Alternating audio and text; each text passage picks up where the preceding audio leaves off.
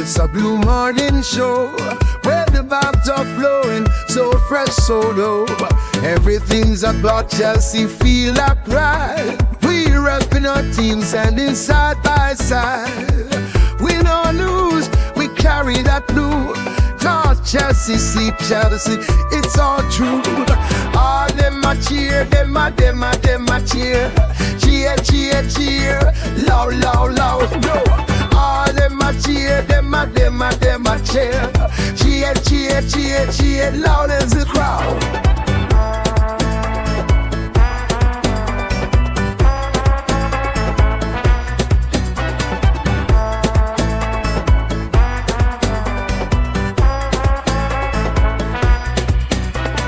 In the stands we jump and sway, feel the beat. Got that rhythm in our hearts, can't take defeat. Every match we rise, watch the game unfold. Blue blood running deep, our story told. With every win we celebrate our crew. Chanting songs for Chelsea all day, it's true.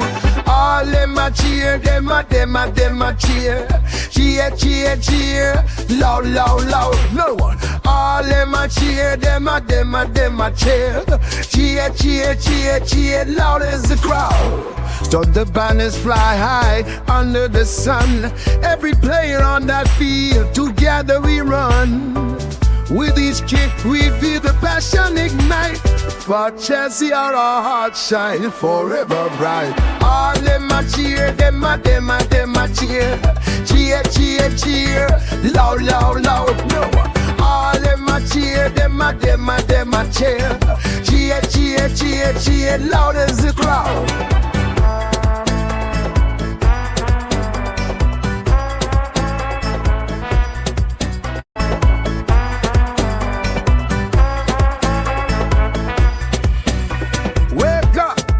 It's a blue morning show where the vibes are flowing, so fresh, so low. Everything's about Chelsea, feel like pride. We repping our team, standing side by side. Win or lose, we carry that blue. Cause Chelsea, sleep Chelsea, it's all true. All them a cheer, them a cheer. Cheer, cheer, cheer, loud, loud, loud, no. All them a cheer, them a cheer. Cheer, cheer, cheer, cheer, loud as the crowd.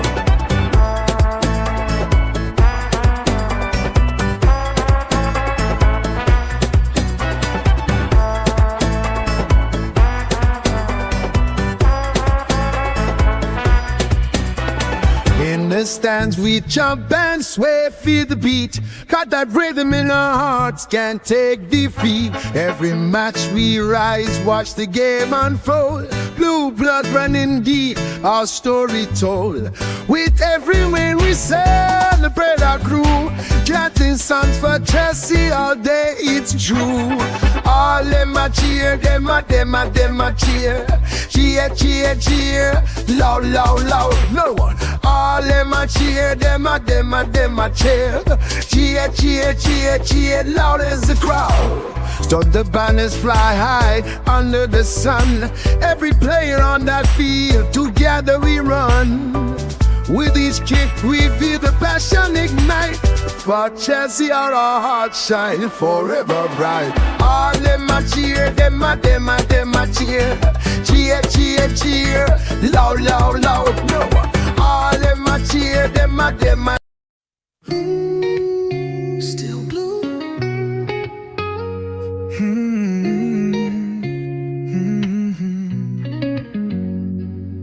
Footsteps on Fulham Road, moonlight on my pride. Wore this badge through highs and lows, never had to hide. Memories in Stamford breeze echo through my chest. Not every win is sweet, but I gave my all, no less. We sang through the rain, we danced through the pain. The pitch still remembers my name. Still blue through the silence and the roar. Still blue even when we don't score. I carry the soul of the shedding crew. You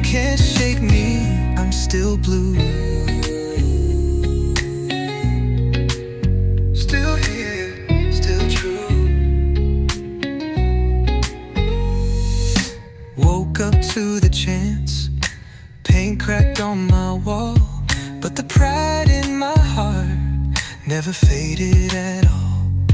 Jersey frayed at the seams, but it still feels right. Been through darkest nights, still shining bright. We bled in the game, we rose with no shame. The bridge still whispers my name. Still blue, every tear and every cheer. Still blue, with my voice loud and clear. I carry the pride of the shed and crew. Win or lose, I'm still blue.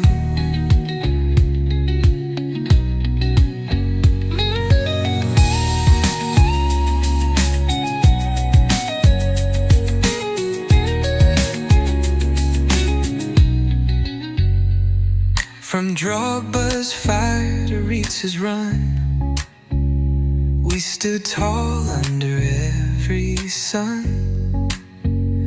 Through Abramovich nights to new days begun, this heart beats for only one. Still blue, even when they don't believe. Still blue, every year we grieve and dream. I carry the hope of the shed and crew. Born for this, I'm still blue.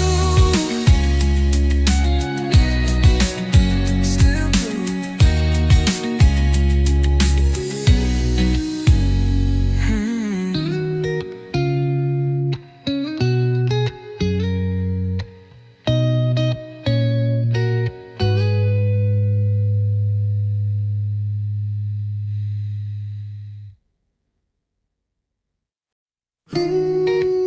Still blue.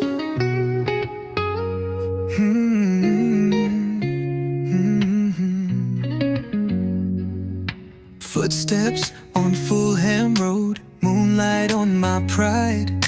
Wore this badge through highs and lows, never had to hide. Memories in Stamford breeze echo through my chest. Not every win is sweet, but I gave my all, no less. We sang through the rain, we danced through the pain. The pitch still remembers my name. Still blue, through the silence and the roar. Still blue, even when we don't score. I carry the soul of the shedding crew. You can't shake me, I'm still blue. Still here, still true. Woke up to the chants, paint cracked on my wall, but the pride in my heart never faded at all. Jersey frayed at the seams, but it still feels right. Been through darkest nights, still shining bright. We bled in the game, we rose with no shame. The bridge still whispers my name. Still blue, every tear and every cheer. Still blue, with my voice loud and clear. I carry the pride of the shed and crew. Win or lose, I'm still blue.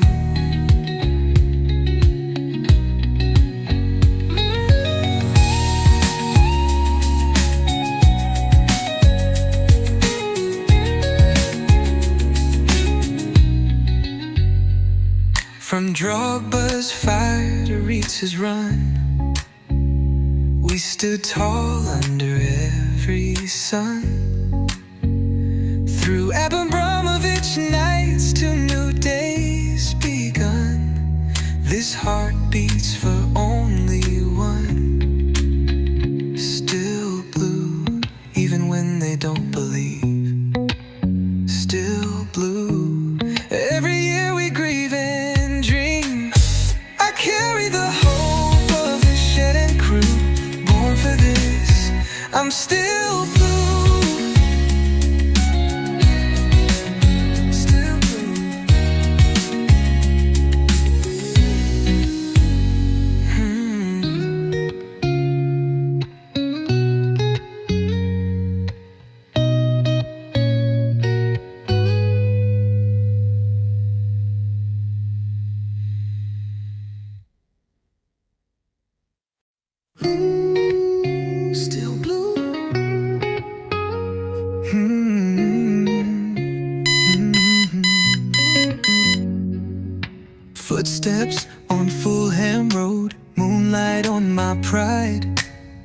this badge through highs and lows, never had to hide.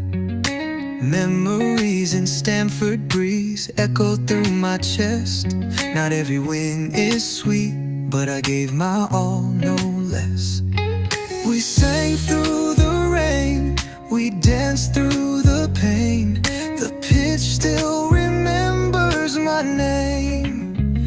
Still blue through the silence and the roar. Still blue even when we don't score. I carry the soul of the shedding crew. You can't shake me, I'm still blue. Still here, still true. Woke up to the chants, paint cracked on my wall, but the pride in my heart never faded at all. Jersey frayed at the seams. Yes, good people, big up to all of you. Welcome back to Chelsea Perspective. Welcome for another edition of the Chelsea News Roundup show. More importantly, I do hope you're all doing well. And this is, you could say, things are heating up a little bit. Some absolute horse dung, some truth to it, but you never know. We can only speculate, and there's no way to tell what is the truth and what is not. But more importantly, we have a lot to talk about. Some emerged because this was a show scheduled yesterday, but here's the thing. Before I rescheduled it to this evening, and now a lot more stuff, have emerged. But that's fine. I'm going to say hello to those of you in the chat and then start addressing the items we have lined up. And hopefully, a lot more people, well, again, a few more panelists will join you on the panel so you can get diversified opinion and not listen to Coachella alone waffle. Let's see. And you're going to get a lot of crazy stuff from Mod Manor. He nearly, I think he said something that was close to telling someone, shut up, that that Garnacho is 19 or so. But that's by the way, nice to see you all. Up to Chelsea indeed.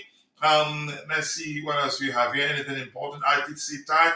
Also, you like Caicedo, FFL Caicedo. Thank you. Nice to see you. I think, I can't tell that by your name, right? But nice to see you. Thank you for joining the conversation. If this is your first time here, feel at home, express yourself. All we ask of you is to keep it civil. But please keep dropping the likes on the stream, people. The likes do go a long way. Let's see if we can get it to 100 likes by the time the show ends. It's going bananas there. But big up, Ty. Nice to see you. I do hope you're doing well. Always nice to see you. Let me see. Some nonsense from a Mod Manor. Let's see. Okay, people go and check out and subscribe to Ty's YouTube channel. Some excellent analytical video analysis. The new one is on Nyoka. There are a lot of them, and believe me, if you watch one, always watch it. But if you watch, do make sure you leave a comment so he knows you watched it. Let's see what else we have here. Big up to you too. Would you take Antoine? How do you pronounce that? Antoine Semenyo at Chelsea. I've watched the clip on TikTok of him wearing the Chelsea shirt. That moved me to tears, really. Honestly, I love that. Refer to Chelsea as we. We. Give me a second.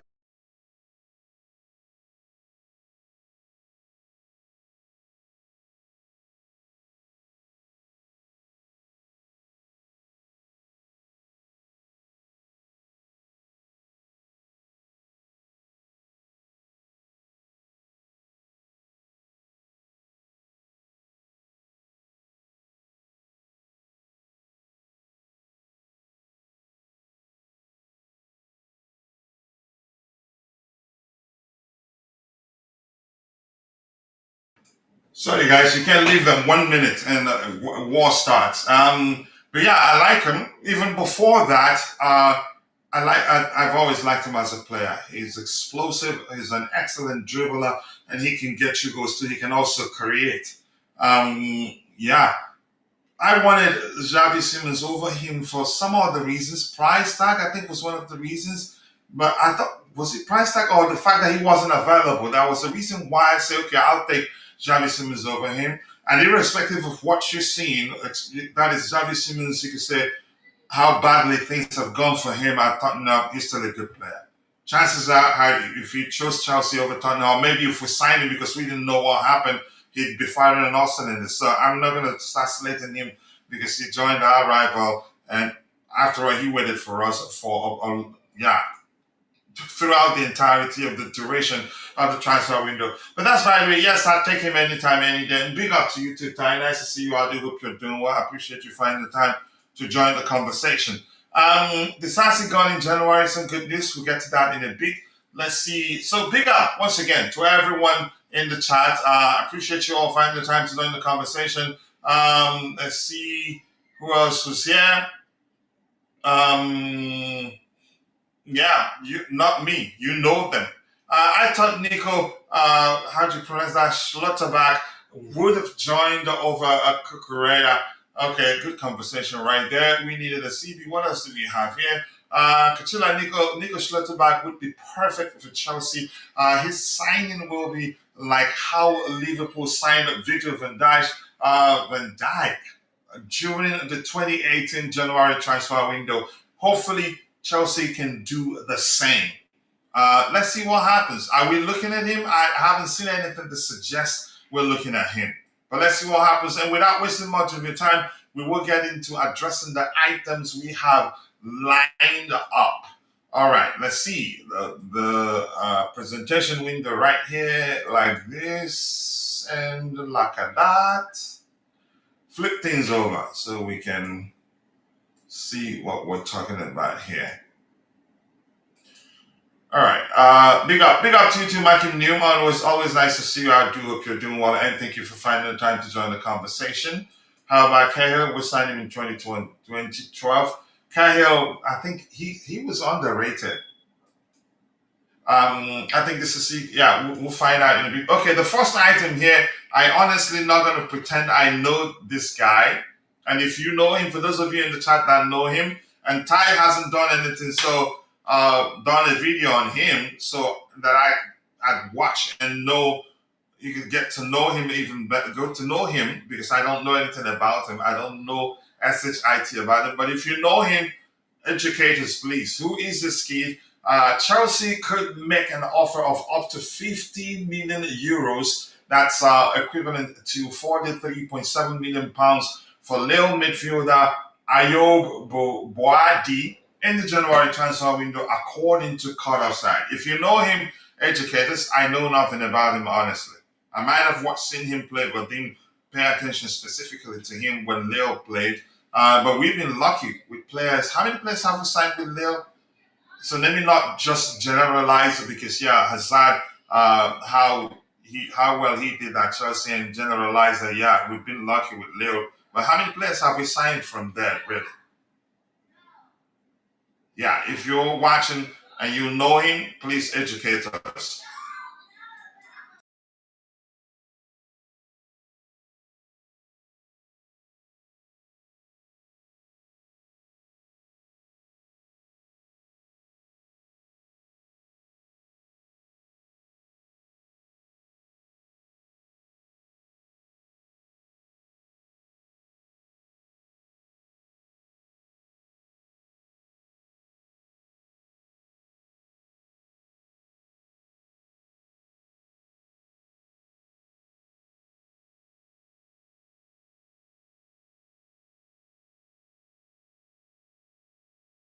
Those of you, the nerds in the chat, what do you know about him? Educate us so we can learn some. But keep dropping the likes on the stream, people. The likes do go a long way. Let's see how many likes we have now. 11 likes. Okay, let's see. Let's try and get it to 100. I think we can. So let's see what Chelsea fans, what they have to say under the comment here. That's him with the Champions League Man of the Match. What's it called? Award. Full article of what of him? Okay. Then get benched by the bald Muppet who rather sees the fullback as midfielders. I think that complaint of how Maresca utilizes what's his name, Malo Gusto is down to lack of understanding of what he's on the pitch to do. And for a start, primarily just to overload areas. That doesn't mean he takes the places of our midfielders. If anything, he adds to the number of players we have in that area at any given time. But here's the thing: you're damned if you do, you're damned if you don't. If he does it and he gets a goal, everybody will be celebrating, praising the player and the manager's ingenuity. But if he fails, the manager, he gets slated front and back, unfortunately. But I don't want to get into it anyway. Let's see what else we have here. João Pedro has always been a baller. 10 goals, 2 assists at Fluminense. Okay, Chelsea 9 goals, 4 assists. After how many games? Okay, what's the relationship between the 4 pictures? Not clearly stated there. 30 games, 10 assists. Okay, 30 goals, 10 assists for Brighton. I didn't know that. Then 24 goals and 8 assists for Watford. Okay. But that's, by the way, what else do we have here? These are mixed with comments, people saying their stuff. So I'm going to move to the next item without wasting much of your time. The sooner we get done, I think there are actually a lot more stuff that we can go look at. So Chelsea are open to sending Axel Disasi to Milan in the January transfer window. I need some clarity. I do not understand. Send them to Milan on loan or sell them to Milan. I think most likely sell. But I think we would also be open to a loan deal, because that will lead to us, maybe even if we're paying 50% of his salary, that's huge. Or even 30%, that's still huge. So he can be there while, again, we find a permanent solution. It's an unfortunate situation for him. I don't think he's a bad defender, but because of the way our current manager likes to approach the game, we knew immediately that he was going to be on the chopping board. Yeah, is it chopping board or block? But yeah, that's by the way. Let's see what else do we have here. It's a shame Bruno injured. I want to take Kobe. He could still leave because I don't think him getting the chance to play the last game he played for them was necessarily down to the manager playing him because he likes him. I think remember, before he got to play, that was after Paul Scholes talked about the situation publicly. Nicky Butt also talked about it publicly. So maybe a bit of pressure on the manager. That was what led to him playing him, because those guys, what they say or how they feel about the situation at Manchester United, or crisis, if you want, does wield a lot of influence. Yeah, because the owners will hear that and get concerned. Let's see what else we have here. Semenyo wants to come to Chelsea. Who will he replace? I wouldn't say he wants to come to Chelsea. Chances are you're correct. Because these players, they have clubs that they loved growing up and would want to get a chance to play for that club. Chances are you're correct. Who would he replace? I think he's unique. I get it. He's a winger, but he's different from his work. He can be direct too. He's an excellent dribbler. Whether he replaces anybody, I'm not going to get to that extent. Just get him. That's why we're Chelsea. Let him get here first, then we'll figure out who the player that he will replace. It's really that simple. Miko down. If it comes to Chelsea, let's take it one by one. The first part of the process, sign him first. Then when he comes to Chelsea, then we figure out the person that isn't up to the competition or the least performing wingers that play in the same flank as him, and sell him. It's really that simple. And if you're watching, please, Fabrizio just released a video mentioning Man United and Barca decision. Go ahead, move. Semenyo is ready. Here we go. Here we go for who? That's a tricky title there. He says Semenyo is ready, comma. Yeah, Semenyo is ready, comma. And then here we go. 3, here we go. So that's tricky. I think he crafted the title in a manner that if you see it, you're not going to be too sure what he means. What he means by Semenyo is ready. But if you can watch it, even Mabas, if you can do that, watch the video and hear from the transfer guru himself. Let's see if we're getting any interesting news for Chelsea. But Miko them say Semenyo wants Chelsea. I say sign him. It doesn't matter to me. That's why with Chelsea, we don't. You can say if you see good players and if you can afford the player, if there are no financial restrictions, just sign him. Yeah, then let the player come. When he comes, if you cannot compete, you leave. That's what big clubs do. You don't start discussing who he replaces if he comes. At least that's how I like to operate. Let's see what else we have here. Keep dropping the likes on the stream. Would you take a Kobe Manu at Chelsea? We've talked about that 1,000 times. I'd take him. He's an excellent player. Not just again, and he looks like a kid who's just on the some situation that he has no control over, and they're making it seem like the manager making it seem like it's all his fault, whatever that he's going through. Let's see, he is better than our ex-midfielder Saul, Zakaria, Ukuchuku, Gallagher, etc. Okay, let's see. What else do we have here? Oh, he's like Bentacore. Wow. Really? All right, let's see. I think Vitor Roque would be a waste of money. If we can get him for cheap, I'd say get him. You could say he's revived his career. I think 16 goals in total for Palmeiras right now. He was never a bad player. I think he joined Barcelona at a time where a lot of nonsense were going on at the time, political stuff, and also corruption accusations within the hierarchy. A lot of stuff were going on at the time at Barca, so you could argue that on its own a factor. But back at Brazil now with Palmeiras, 16 goals so far this season. That's not easy. Yeah. Let's see, what else do we have? You keep dropping the likes on the stream, people. The likes do go a long way. A lot of transfer stuff to talk. So Semenyo news. I didn't hear anything to suggest we were pushing to sign him. The conversation is, should we hijack the deal? Since he's always loved Chelsea, he loved Chelsea growing up, and pictured in a video where he said something to the effect of, the goal we scored, reference Chelsea as we. That's deep. And this is not coming from a player who's not good. This is a player who's a good player, but he's always loved Chelsea. And deep down, I'd say definitely he would want to play for Chelsea. And since we've heard that he will, again, I'm not sure what Fabrizio has said in the new video that I talked about a few minutes ago. Since we heard that he said something to the effect of he needs time to decide his future, or he will decide in a few days, it could be that he would want to come to Chelsea. We never know. Maybe he's waiting to see if Chelsea will make a move for him. But there are factors to consider.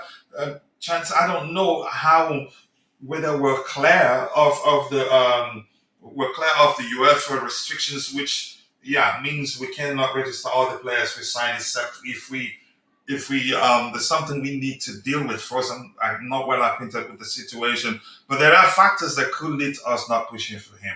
If we do sign him, then it definitely means we'd have to let go one of the players we already have within our ranks. But for me, I don't care. That's why we're Chelsea.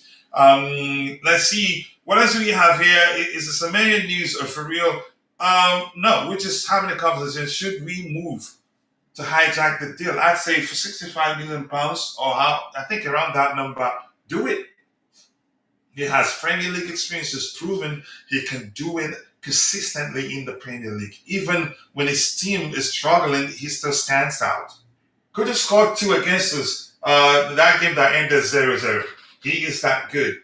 But this, for me, I take factors such as a player wanting to play for Chelsea or supporting Chelsea growing up. That makes a whole lot of difference to me, because it simply means sign that player and they will give their all on the pitch whenever they get a chance to play.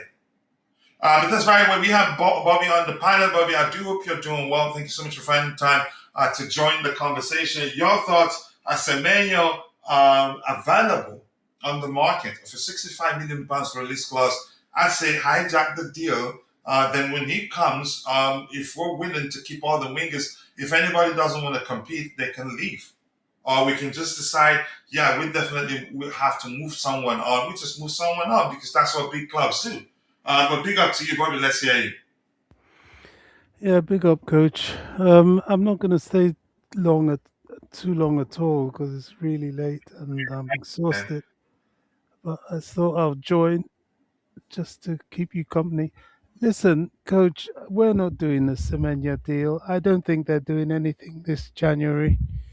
The sporting directors, partly because of the new PSR regulations, partly because whenever we buy a player and other players look potentially likely to move on, their sale value starts to drop, or they start people clubs start bluffing in terms of selling them, knowing that in terms of buying them, knowing that we would then be needing to sell them.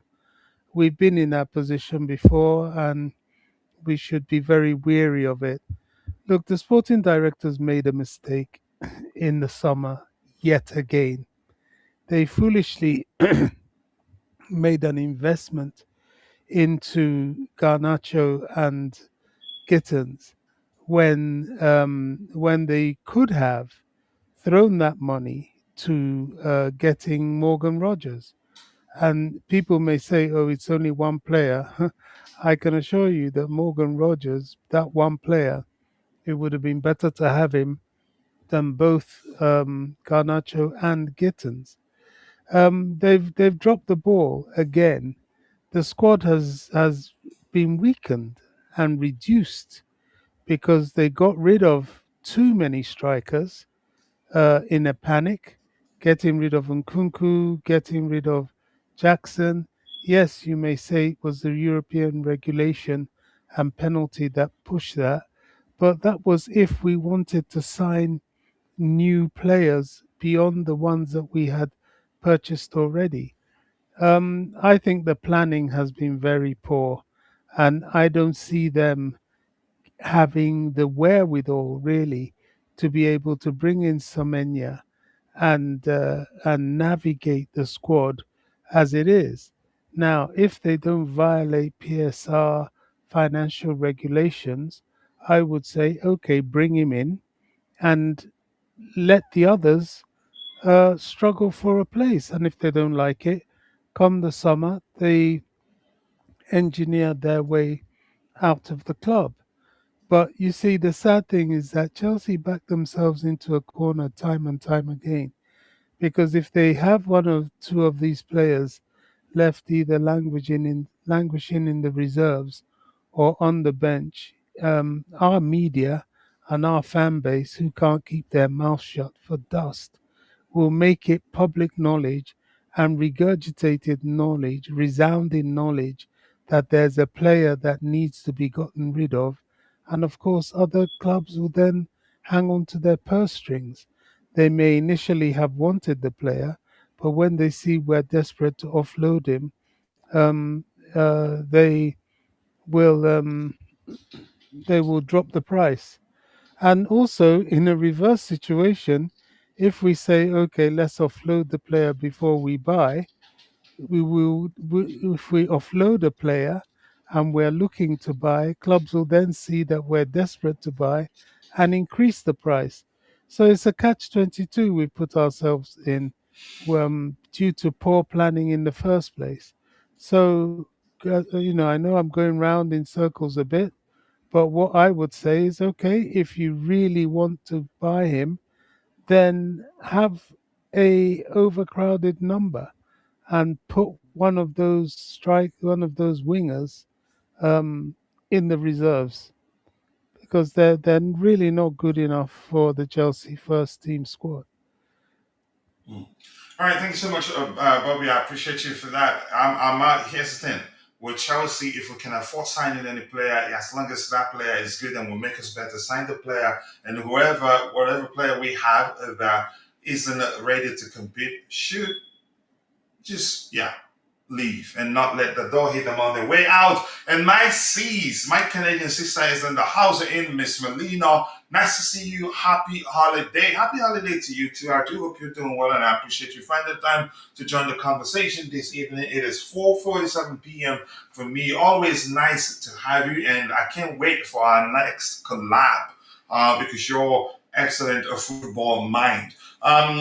What else we have here? Dante out. You missed. Dante isn't here.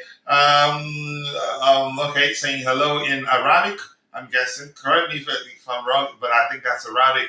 Dante out. And what else do we have? Miss Melina arrives right on cue. Welcome. Happy holidays to everyone. It's gonna be, I hope, yeah, you are all enjoying the holiday so far, and Merry Christmas in advance. Let's see. Yes, people, go and check out Miss Melina's YouTube channel. Be sure to subscribe. She covers all the EPL clubs and beyond. See the link there. And she's an excellent football knowledge. I'm not bluffing. I've done a collab with her, so and I've watched her shows quite a lot. She understands the game very well. So go check out her YouTube channel. Be sure to subscribe and let her know I sent you. Dante is not on the panel. Kachila in. Yeah, thank you. There you go. I wish Dante was here on the panel, but he wasn't. That was Bobby, and I know you respect Bobby too. Mabas, the most reasonable Chelsea fan channel on YouTube. Really, Mabas is a good guy. I like him, but he can't go bananas. He says, yes, I know he's a good man. Okay, Mod Mana is actually a robot that we're training to help moderate the chat here. What else do you have? Anything else? I know, I said it. I know you like and respect Bobby. I know. Let's see. It's not your birthday. Okay. Okay. He meant happy holiday. Anything else? Anything else? Anything else? Let's see. We get back to this. We talked about Axel Disasi. I'd be happy to see that happen. I feel for the guy himself. As I said, he's not a bad player. And this guy, if Mourinho was our manager, he'd be one of the first names on the team sheet. Yeah, he's a typical Mourinho type of defender, aggression, power. He's tall. He's good aerially. Actually, just the thing, the issue with him is that tendency to panic under the slightest of pressure from opposition players, which we realized immediately, even before the manager arrived, that he will be one of the players out the door. Even at Crystal Palace, at Aston Villa, when he got to play, he made some mistakes like that too. Under the slightest of pressure, he panics and makes silly mistakes, which he should be making at his age, because given his age, he's played enough to garner enough experience not to be making such mistakes. But that's why we keep dropping the likes on the stream, people. The likes do go a long way. How many likes do we have right now? Give me 1 second here. Sorry, I'm doing two things at the same time because we're training Mod Mana to learn some stuff. Sometimes you will say something that might come across as insulting to you. Just know that it's a robot. We're training it, so I'm making some correction, giving some stuff he said. So please don't be angry. Let's see. What do we have here? We have a Chelsea Ultra in the house, my bro. Good evening, all you beautiful blues. Keep the blue flag flying high. I appreciate you finding the time to join the conversation. If the Sassi joins the United or Liverpool, we would have problems on our hands. I don't feel like that when it's time to letting players go. I'm a big believer in if you don't want a player, you have no right to dictating which club they join next. It's really that simple. I'm not concerned where he goes. I just want him gone. I'm not saying he's a bad player. If he leaves, I think he'd free up money for us. It's really that simple. I don't care whether he joins Tottenham, honestly. He's a good player, but he's not that good that if he joins Tottenham, I'll be losing my SHIT. He's not. Merry Christmas to you too, Chelsea Ultra. And we have Samuel Jr., is that it? Samuel Jr., I can't see that very well, even though I have glasses and I apologize. We need we need, that's the only problem. So we have to work to find a good striker for that. To get the job done, João Pedro, I think João Pedro will prove a lot of people wrong. I think it hasn't helped that he played mainly a striker and then again started playing more like a hybrid of 10, you say 10 and 9, which didn't help, honestly. Yeah, because you can argue, I get it, he played a part in Club World Cup, but he didn't have a preseason, full preseason with the manager, irrespective of how you see it. And Tai says, I thought Motmana was a person. No, not the person, but he has character. It's just that I reduced, toned down. What's the term for it? I toned down what describes his behavior to make it a bit more soft. Otherwise, I think it'd be costing people by now. Let's see. Wow, I didn't know Mod Minor. Yeah, it's a serious but. Mod Minor, not Mod Minor. So the CC, yeah, let's see. No, Barcelona need a defender. He's the perfect man for the job for Barca. I don't think so. Good luck to CC. A consummate professional, I must say. Hardly ever complains. Goes about his business irrespective of, you could say, how things are going for him currently at the club. At least we are getting some funds for him. We're getting, but I don't think we get anything close to how much we bought him for, unfortunately. And it's not like he's been ripping up trees like Bobby would say. I like the look of Vitor Roque, and he is that how you pronounce his last name? And he's both footed, wouldn't be too expensive. I think they're asking for 60 plus euros right now because they had to buy him off of Barcelona. Palmeiras did. Was it they bought him from Barcelona? Was it from Villarreal? I think he moved clubs. I think he was on loan. I don't remember the story, but I don't think he comes cheap. But I'd buy him if it means we'll buy him for a cheaper fee because, yeah, he's a good player. And as you've explained, he's both footed and he's a fine finisher on his day. Still very young, though. And he joined Barcelona at a time when things went rosy at that club at the time. Politics, financial situation, corruption issues and all that. But Bobby, let's hear you. He flopped colossally at both Barca and Villarreal. He was sold back to Brazil because his incursion into Spanish football was a disaster. That is serious. So you don't want him. No. That is seriously serious. All right, let's see. For here, let's see what else we have here. He's cheap, but he is overrated in my opinion. I think overrated, yes, but I think there's a good player in there. And here's this one. I decided we talk about this. I'm not saying we cannot do better than Trevoh Chalobah, but I think people don't respect him. At least if you don't respect him as a player, respect him for how well he's done since coming back to Chelsea. If you want to start from there, I think he's not perfect, but we are. Let's say if football fans have a very short memory. Do play well 99 times, a falter in the 100th time, they'll start slating you, and that's especially true when you talk about Chelsea fans. Chalobah, he's done really well, which is why I had to put out a post weeks ago to say I'm just glad the club recalled him from Crystal Palace. He came back, won Club World Cup with us, also won the won the Conference League. He helped us finish the season well and finish in the top four. And I get it. I'm going to say this again.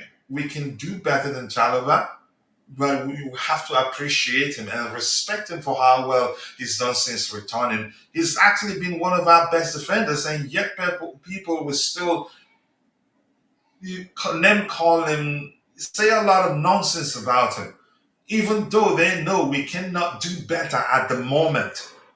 Even if you feel like he's not good enough, support him because you cannot do better at the moment. It's really that simple. But look at what we have on the screen right now. Premier League's best centre backs, Based on who scored average rating, minimum 11 appearances, Trevoh Chalobah is the top rated with 7.25. Mark Guehi second, 7.18. Let's say just say Cobham. Yeah. Malik Tiao of Newcastle United, 7.18. Marcus Senesi of Bournemouth, 7.15. Um, and then Christian Romero, the Argentine, 7.10. So my point argument is I'm not saying we cannot do better than Chalobah, but as long as he's here, appreciate him. He's been one of our best defenders. He might not be the best playing centre back, but he's good. He's done well. Bobby, let's say if you have anything to add to that.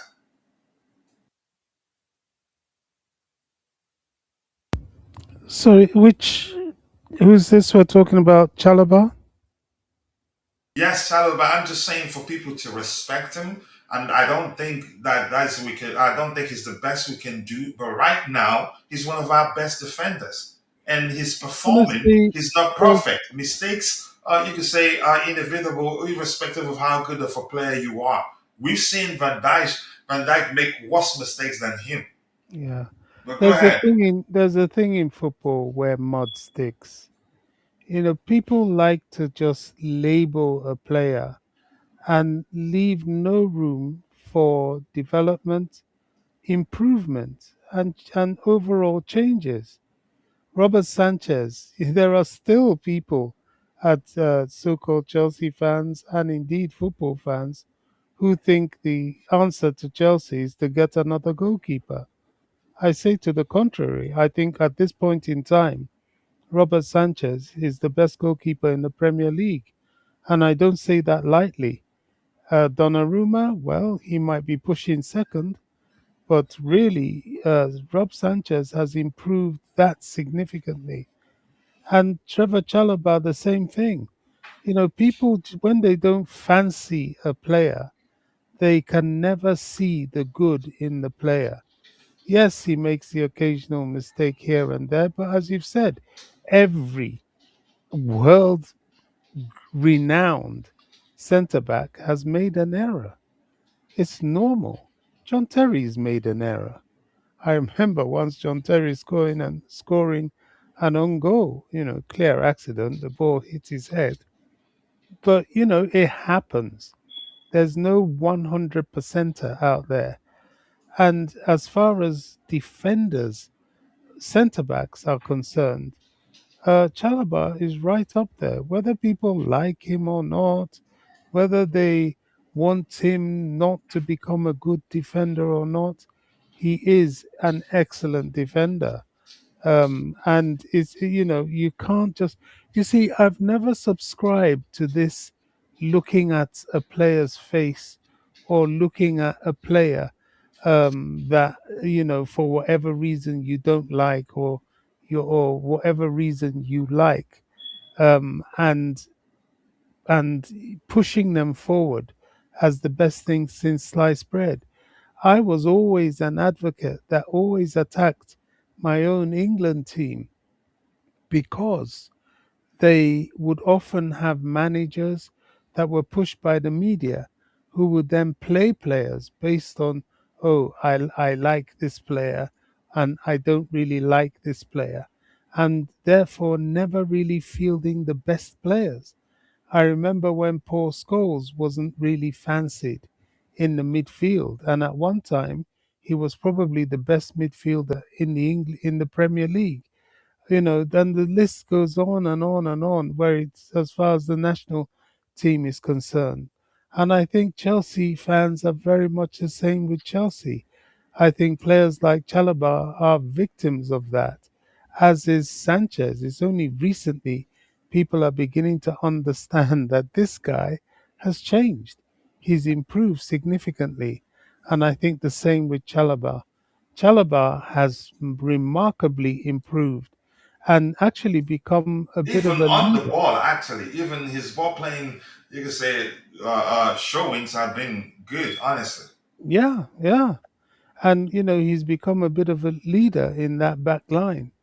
Whenever what happens when we're under pressure is because of either some tactical deficiencies further up the pitch, which exposes the centre backs a bit too much, or which forces them to run into midfield to support the midfield, as what happened when Fafana was caught out by going into midfield because there were huge gaps there, and Gordon took. I'm talking about the Newcastle game.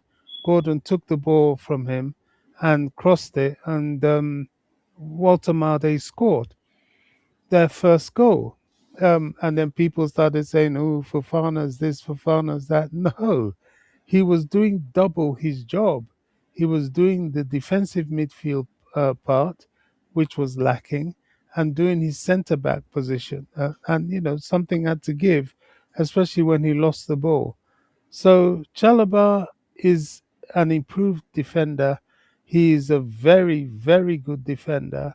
And we should be thankful that in this period of time where we've been without um, Levi Colwell, and indeed a a fit Badiashile for a sustained period of time, he has always been the ever present, so much so that we even had to call him back from his loan, and he hasn't in Palace back. Was it last season? And he hasn't looked back since. So I think Chalobah deserves more credit than a lot of fans are willing to give him. Just respect him. I mean, even if you feel we can do better than Chalobah, he's been one of our best defenders since coming back. He was recalled from Crystal Palace, and numbers support that. We're not just making this up. But unfortunately, as you mentioned, some fans, when they don't like a player, they don't like a player, irrespective of how well that player do. You don't see them discuss how well that player do during games. They only want to talk about their shortcomings or failures, if you want. But I think he does his talking on the pitch at the moment. I'm not saying he's the best we can do, but yeah, we can't do anything. We can't do anything different right now. We can't do better than him right now, given what we have at our disposal. It's really that simple. Yeah, he says he's a chip buy, but he is overrated in my opinion. I think very chances are that's the case. I agree. Vitor Roque isn't better than Guy. I think he's better than Guy off the bat. I don't even want to look at no. Maybe he's played a lot more. He's played tons of games or more than Guy, so it wouldn't be fair to actually even start looking at numbers because he's had the opportunity to express himself, but Guy, yeah, hardly ever plays. South Chalobah Fafana, and Fafana as soon as possible let the youngster cook. Okay, I'm not sure I understand what you're trying to say there. He was a young, silly player who made mistakes, but he's had a real resurgence. He is more model than Delaba or João Pedro, two-footed and can cover either flanks. All right. Let's see. Sounds good in Beba, but no, certainly he thrives. Let's see. Brazil league is physical, but Premier League has made a lot of players flop because of mismatch. But in terms of players arriving from the Brazilian league or South America as a whole, they usually survive in Europe. Yeah. So, but yeah, let's see. Keep dropping the likes on the shin, people. The likes do go a long way. There's never, yeah, there's none. Every player you sign, new player you sign, carries and does carry some measure of risk. Yeah. Chichi, welcome. Nice to see you. Thank you for finding the time to join the conversation. I appreciate you. I reckon you can beat Aston Villa. Here's what I'm gonna say. Yeah, I think probably if this is your first time here, I'm just gonna say you here. I've said since the start of the season, the bigger the occasion, the more confident I feel. The stronger the opposition, the more confident I feel. I only get concerned when the team we're playing next, when they've lost 999 games, and we happen to be their 100, and we're going to be their 100 attempt to get a win. Then I say, yeah, we're definitely losing. We say we're most likely to lose. And that is, yeah, what you know, Charity FC, which some research need to be done. For me, off the bat, I'd say it's a mentality thing. It's something that happens when you have a couple players that aren't experienced enough, couple players that have the mindset of children, because that team isn't doing well. They go into that game with the mindset, yeah, they've lost 999 games. We're definitely making it 100 losses for them. That's because they've been in poor form. They don't go into the game with the mindset knowing that a team that has lost 999 games is more dangerous than a topping team.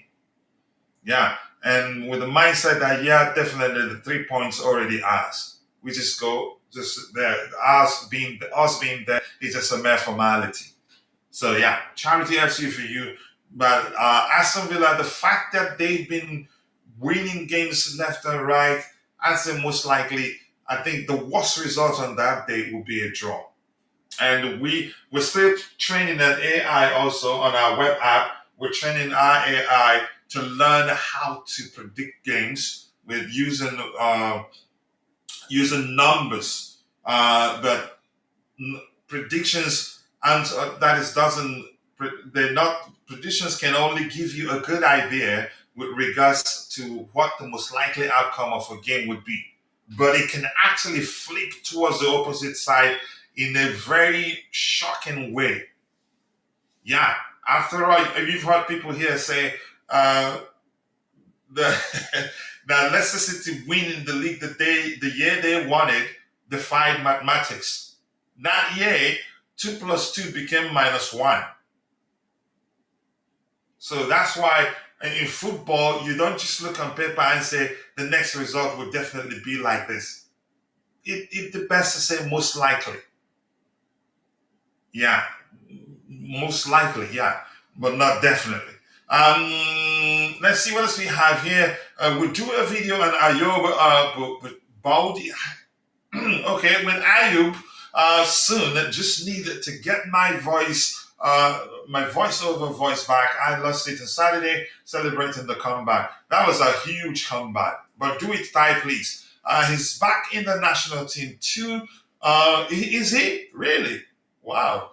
Amy Martinez, I like him, but I'll take Robert Sanchez over him right now. The current Robert Sanchez. Rather get Morgan Rogers than Semenyo.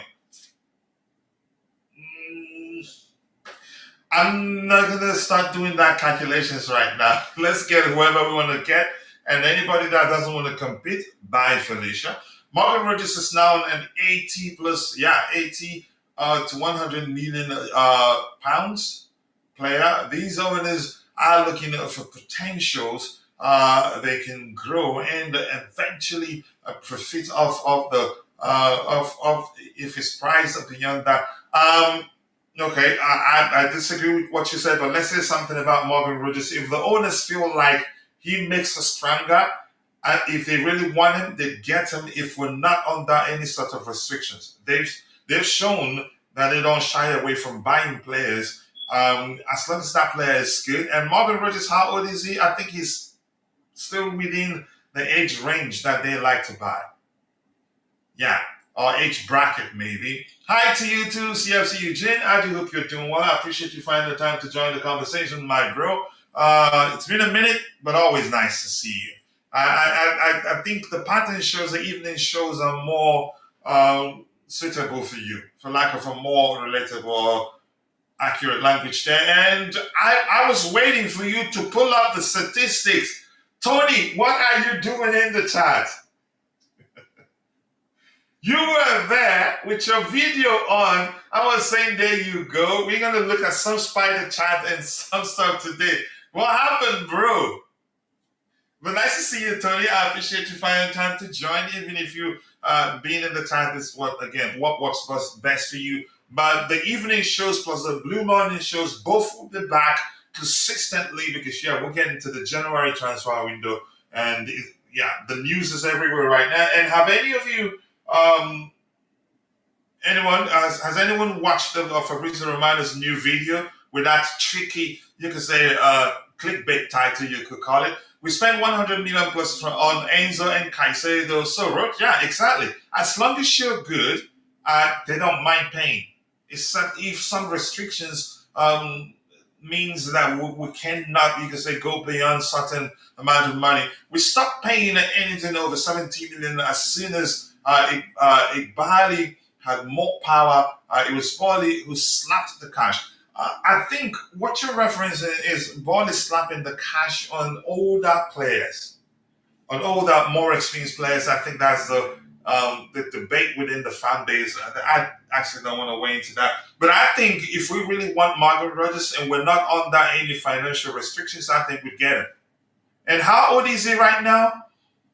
And we now have a financial constraint exactly to contend with. Yeah, maybe that's the only reason why we would end up not signing Morgan Rogers. And you can argue that may well have been the reason why we didn't sign him during the summer transfer window. We don't know. Because I think we really wanted Xavi Simons, but we were weighing things up to see who leaves and who stays, to see if we'll be able to get enough money to still sign them and not have issues. And also some outgoings also not have issues registering him. All right, let's see what Chelsea fans have to say about Trevoh Chalobah. Hardworking, Just gonna discipline, say that clearly paying off. Morgan Rogers Chalobah is the is lead centre back in the Premier League. No other centre back in the Premier League beats his consistency. But again, you see people picking one mistake here and there, judging him on that. Look, I wasn't one of his biggest fans, but I wanted him to stay because he's different. He brings balance. He's a no-nonsense defender. He's more of a traditional defender than a ball-playing defender. And that comes in handy. We have too many ball-playing defenders that when it matters will not keep it as simple as Chalobah would keep it and get the job done. A lot of people, how quickly people forget how well Chalobah did against PSG in the Club World Cup final. A lot of people, how could they have forgotten? But I'm not just saying go by, I'm not just advising you to go by that game, but that game alone. But here's something else I'm going to say. I've said, here's the thing. I'm not saying that Chalobah is the best we can do. We can definitely do better than Chalobah. But I'm just saying he's here. And we can't do otherwise. Support him at least. Even if you don't feel like he's good enough, support him. He's been one of our best defenders since he was recalled from Crystal Palace. But yet people will still, you can say, start just judging him. Even games when he played well, you still see people finding reasons to just name call him and Chalobah out of my club and all that. I don't think that's okay. We're supposed to be the 12th man. And especially when things cannot change right now. And the truth remains the manager likes him actually, and I'm happy that he's getting better and better. He wasn't as good as he is right now on the ball. He's looked calmer on the ball. He doesn't look like he panics on the ball. He's not been perfect, but my word, he's been one of our best defenders. And as the numbers we looked on the screen here show he's been one of the best defenders in the Premier League. But that's by the way, we have, before I go to Tony Sewell, we have Tony in the house. I'm going to read this. Villa wasn't great against United. It was Rodgers versus Manchester United. I mean, that's another way to see it. But the fact that they've been firing on all cylinders, but I disagree. They were actually excellent against United. Yeah, but the fact that they're firing on all cylinders, I think we're going to beat them. I think the worst result we'll get on the day will be a draw. I don't think it'd be a bad game for us. It's one of those games where we'll be at our best. We spent 100 million plus on the Fernandes and Rodgers, but there are other reasons to consider. The financial restraint. We stopped paying. I think I've addressed that too. Did I go back? I think I did. Fans are talking about 5-6 new players are crazy. We need to sell lots of Deadwood first and meet any targets. Yes, then I don't think we need too many signings actually. I think we need. Let me just. This is generalization. I can't say that word correctly every time I try to say it. We need just one player here, there, three players at most. But because we're a big club, you never know. Chances are tomorrow you see the lab go out on loan or even sold. But that's fine. When we have Tony in the house, Tony, big up to you. The show airs at a time where you like it. How are you doing, bro? Good. I joined, and then it didn't look like I was gonna be able to stay on, and then I was able to. So I was like, okay, I'll listen, and then I got some time to get back on. So I may have to bail any moment, but I thought, oh my god, the coach has a show on when Americans are actually awake. So it's like I can't miss that. This year will come back, but I think you would think my in-laws coming back before that Like I happens. will, I get up pretty early. You are an hour ahead of me, so You're in I get up. Colorado, you said. Where did you say you Yeah, are? so I'm on Mountain Time. So you get up. I get up about probably 6 your time, and it's like I've already missed the stream. It's like, oh, Coach went live at 3 a.m. or what? You know what I mean? I'm like, I'm not getting up for that. Anyway, yeah, I was like, I can't miss this opportunity. So, yes, big up, Coach. I just missed you. That's all it is. We missed you too, honestly. I mean, But Tony, let's start from Semenyo. Would you like to see Chelsea hijack that deal? I think that's one deal I'd like us to hijack. City won him. I heard who else? Manchester United. That's the two I can remember. He's an excellent player and with Premier League experience. He's performed consistently in the Premier League, in my opinion. But let's hear your thoughts. Would you like us to hijack that one? um, see, I think you might know a little bit more about him than I do. So, not to show my lack of experience with him, but can he be deployed on the left or is he mainly right? I think he's capable of playing on either flanks. Because I don't know. People probably disagree with me, but I think we're loaded for bear on the right wing. To be honest with you, like our issue has been in this. Where does he play mainly? I think Semenyo mainly Isn't he he right can play winger? on either flanks. Against us, wasn't he on the left hand side? But he can play on either flanks. And If we such could play players, I him mean, just go as well ahead. on the left, I would hijack that. Yes, because look with Gittins, I don't know what we paid. He should be delivering by now more than he is. I think. Um, and I have no problem giving him time to develop and adapt to the league and adapt to our system. But if we are less dependent on him, like if he needs a loan and then he comes back, and then Garnacho, he's hit and miss. I think he's gonna be fine. But what I'm getting at is my thing is I want this is not a knock against the reason I started with that is this is not a knock against Gittins or Garnacho. I'm fine with them both. I think they're gonna be good. They're not it right now, and I think that left hand side, and yet look, I don't want to dismiss like the fact that even though Garnacho skies a lot of shots, like I agree with Yan, he was involved in everything. He's constantly involved. He's doing everything but finishing. But for me, when I compare the left side to the right side, I want to see more symmetry. I want to see more balance. I want to see quality that equals what, like if I can deploy Neto or Palmer or Stevow as a right winger, then I need, in order to maintain the balance, I'm wanting right now like somebody who is a lot closer to world class on the left side too. You know what I mean? And I think that obviously wages would have priced us out of Rodrigo and things like that a while back, and I'm just looking for a higher caliber on the left side right now. Like I think for us, and who knows what's going to happen the rest of the season, but right now in this moment as it stands, I think quality wise, Gittins would need a loan. I think Garnacho would be a great backup, and I think we need somebody that can equal the class and the talent that we have on the right side. And yes, you can deploy Neto over there, but he doesn't do it. Um, I guess Maresca doesn't do it that often because it's taken minutes away from Garnacho and Gittins. But it's just like, okay, well, if you really want to employ a true left winger over there, Maresca, I feel like we need somebody that's a little bit. I don't know. Do you get what I'm saying though? Like I Yeah, feel like I'm sure. Yeah. our right wing is locked in.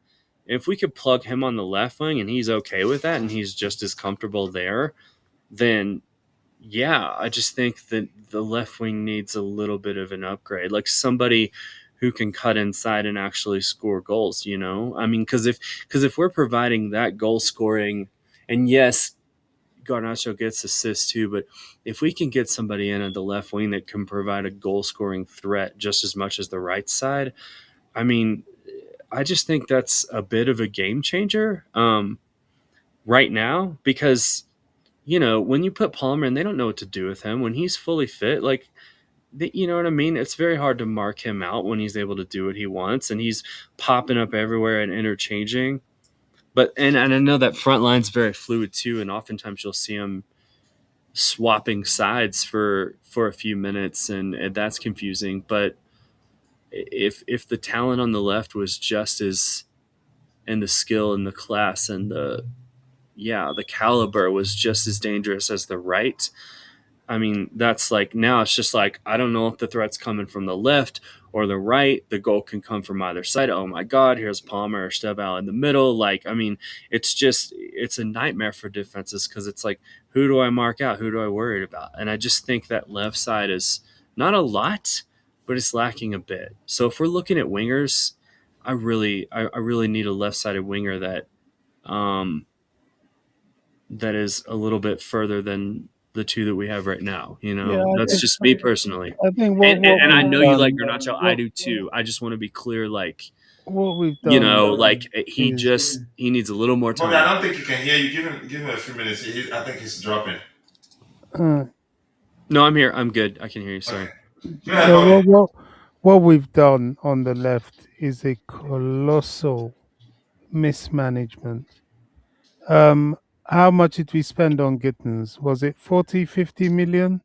I think it was Um, actually Gittins is more than Garnacho a little bit, and Garnacho yeah, I is I mean, don't know. I don't know, and it, I think I it, don't count because I don't think it's a waste. I it, don't think he just it needs is time. it And is his a I numbers waste. think aren't I bad think actually. I Five could be assists and wrong. one goal I for It's a could how be many wrong, but I appearances, think sum Bobby? of But go ahead. I it's a could be wrong, but I colossal think sum of just real quick, I think Gittins is 45, and I think Garnacho is yeah. I 40. mean, Correct me if I'm wrong. 45 million on Tyreek George backwards. He's not as good as Tyreek George.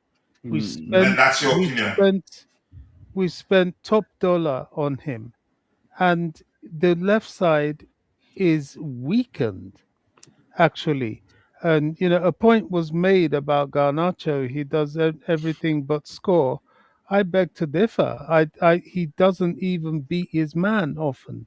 You saw in Newcastle, who was that kid they had marking him? Oh, I he forgot his beats his name. man. He just loses the ball out of the bounds. Yeah, I mean that kid. What's his name?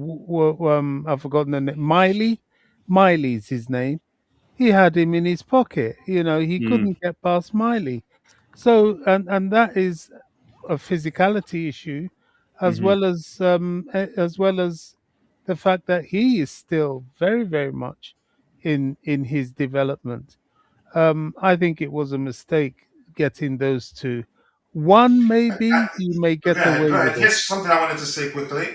I Two, think if we don't have the injuries we have, or haven't had the amount of players we had out injured, or we don't have players that we have currently that are nursing injuries but just have to play because our situation it wasn't if them play. I don't think we'd be complaining. no, the Here's the truth is. situation Let we me tell found you these what the kids truth when they is. struggle. It's usually a case of where we don't have our best players on the pitch. Best players on the pitch makes even those that joined 2 days ago. It will make them look better. If we didn't have Cole Palmer on the pitch in the Club World Cup final against PSG, do you think Pedro will look as good as he looks that day? Well, He wouldn't. So I I think also beg to even differ. at I that, the kid understand the has point. five assists and 1 goal, and he hasn't actually started game consistently. But Well, you entitled to your opinion, Bobby. Go ahead. And let he's not good enough, coach. I mean, Okay, we'll find out. the mistake we Hmm. made was getting rid of Jackson.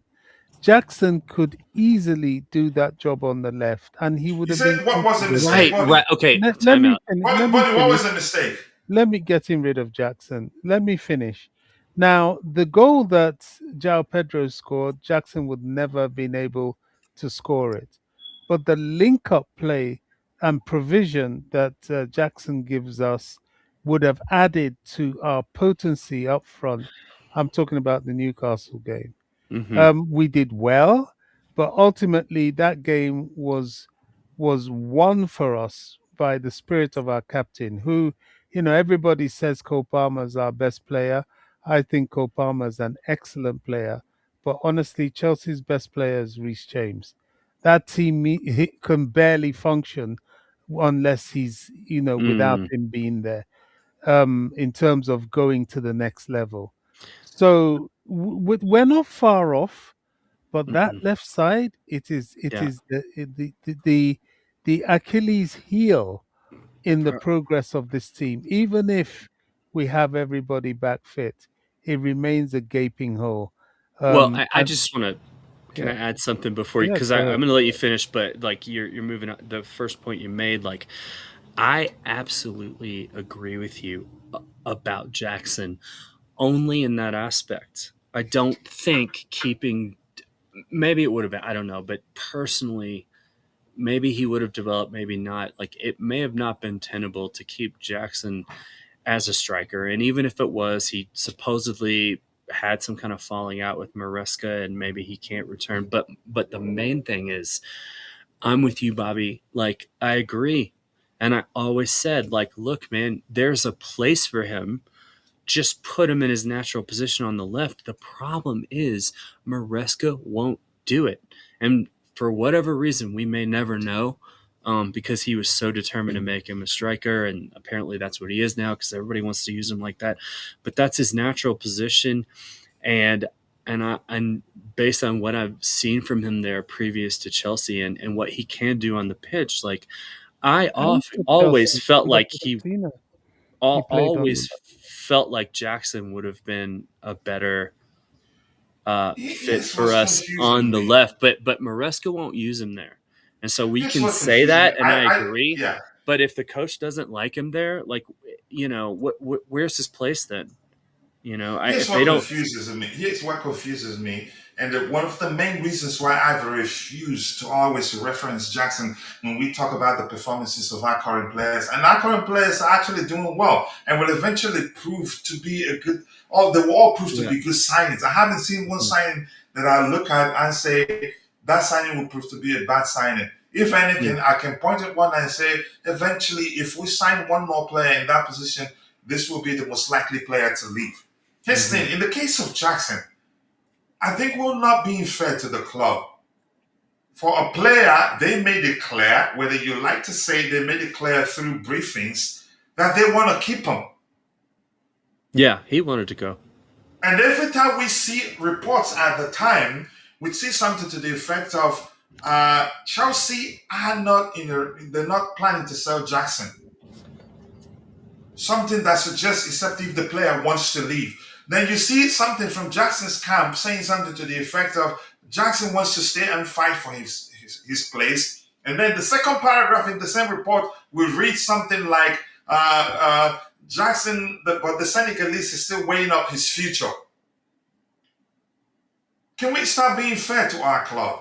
We Yeah, didn't push him out. The manager loved him so well that in games where him and Madueke, in games where they were SHIT, he still leave him on the pitch. Madueke, I will never forget that he played 90 minutes against Real Betis in the Conference League final when we had Tariq George on the bench. hmm Well, The club, it went to extent to the club saying if Jackson doesn't find a solution to because yeah, it was clear at the time that he wanted to leave. Before we start hearing it's over between Nicholas Jackson and Chelsea, he probably told them he would want to leave. I don't think such would come out if he hadn't told the club that he wanted to leave. So we started hearing that. The club even said at the time, if he doesn't find a club, that they'd gladly reintegrate him. That's to show you how much the club wanted him to stay. I wanted him to right. stay too because I knew the only thing he didn't do consistently was to put away chances that come his way consistently, and he didn't Right. shoot instinctively. He always has to, again, have a touch. Then, even midway through the process of him joining Bayern, whatever happened, but I wouldn't say we swallowed pride because we never wanted him to leave. We just paid attention to what he wanted. We said, nah, we don't want him to leave on loan anymore. We want him to stay. And then we were hearing stuff from his camp, how airplanes don't go backwards. And some nonsense from his, what's it called? His agent. And His agent wasn't exactly, interested in preserving that relationship. Telling us, yeah, he doesn't want to come back from Chelsea. And we heard things from his manager to suggest the main thing was us signing on the striker. What happened the season where we had just him as the only, you could say, half and half mature striker? It was him and Gu at the time. What happened? He got injured and we struggled. And we signed another striker so we don't experience such issue again. Yep. And because as Ty would say, because he had the main guy syndrome. He wanted it to be all about him. Yeah, he didn't want to fight for his place. So what is that? Madueke, if we're saying we sold him, no. He was at the club World Cup. He was one of the most loved players, the players Maresca loved the most. But probably, and we heard later on, the moment Arsenal called, he accepted and maybe told Maresca, which led to Maresca not playing him during the Club World Cup. Irrespective of how you feel about this situation, I think it's only fair that we don't just blame the club. Well, in the second half of what I was going to say, though, is yes, I agree with you, Coach, on all things Jackson. I also think that, he two things. To Bobby's point, I think Jackson on the left, currently right now, would be an upgrade on Garnacho or a Gittins right now. But Maresca doesn't play him there, so that's a moot point. He had plenty of opportunities to do it, and he didn't. Number two, agree with you about that's mostly on Jackson. Like, he clearly wanted to go. I don't know if he had a falling out with Maresca. He clearly didn't have any interest in fighting for his place. I don't know what made him think he was going to go to Bayern and get more playing time there when they have Harry Kane, and all he had to worry about was João Pedro. That he was just more like a placeholder signing for them. They were desperate. No, but I'm saying in his mind, like if he wanted to go I'm like, hold on, you don't want to fight for your place here against João Pedro and Liam Delap, but you'll go to Bayern and you think you got a shot against Kane? That one's weird to me. But the final thing is this, back to our left wingers. I want to reiterate very clearly. I would not go as far as to call it, not even close to call it a colossal failure on the left. I would not go as far as to say that they're enough. I would say, once again, we've invested in potential, and I have seen glimpses of it from both of them, more from Garnacho than Gittins. But I want to reiterate, just that's fine. Right now, where we are, okay, and what we need something. I feel like I'm just right in between you and Bobby. I feel like right now we just need to Bobby's point. Right now we need something a lot better, something that will give us symmetry in our attack to the right side. But to your point, Coach, I don't think those guys are a waste. I just think that they need more time, and they have not we've seen this with other players. We were starting to worry about Cucurella, and then look at him now. So these guys might, but where we are right now, what we're challenging for, when Cucurella wasn't, we're just like, oh my gosh, is this a huge mistake? Or when Enzo was kind of, and he's had a slight dip recently, probably fatigue or what, but we've had a couple players that were like, oh man, like, is that they're not doing anything, and then they just kind of wake up and you're like, oh, okay, they've arrived, all right, they're here now, great, that's good. With these guys, we invested in potential, and there's two things here. Number one, we need more right now, and number two, the reason we need more right now is because when those guys first came and they weren't firing like they should be, yeah, or like we hoped that they would, yeah, I mean, we were trying to get into the conference league and things like that, but now we're in the Champions League. Yeah. Now we're fighting on all fronts. We, thank God, haven't been knocked out of any competitions yet.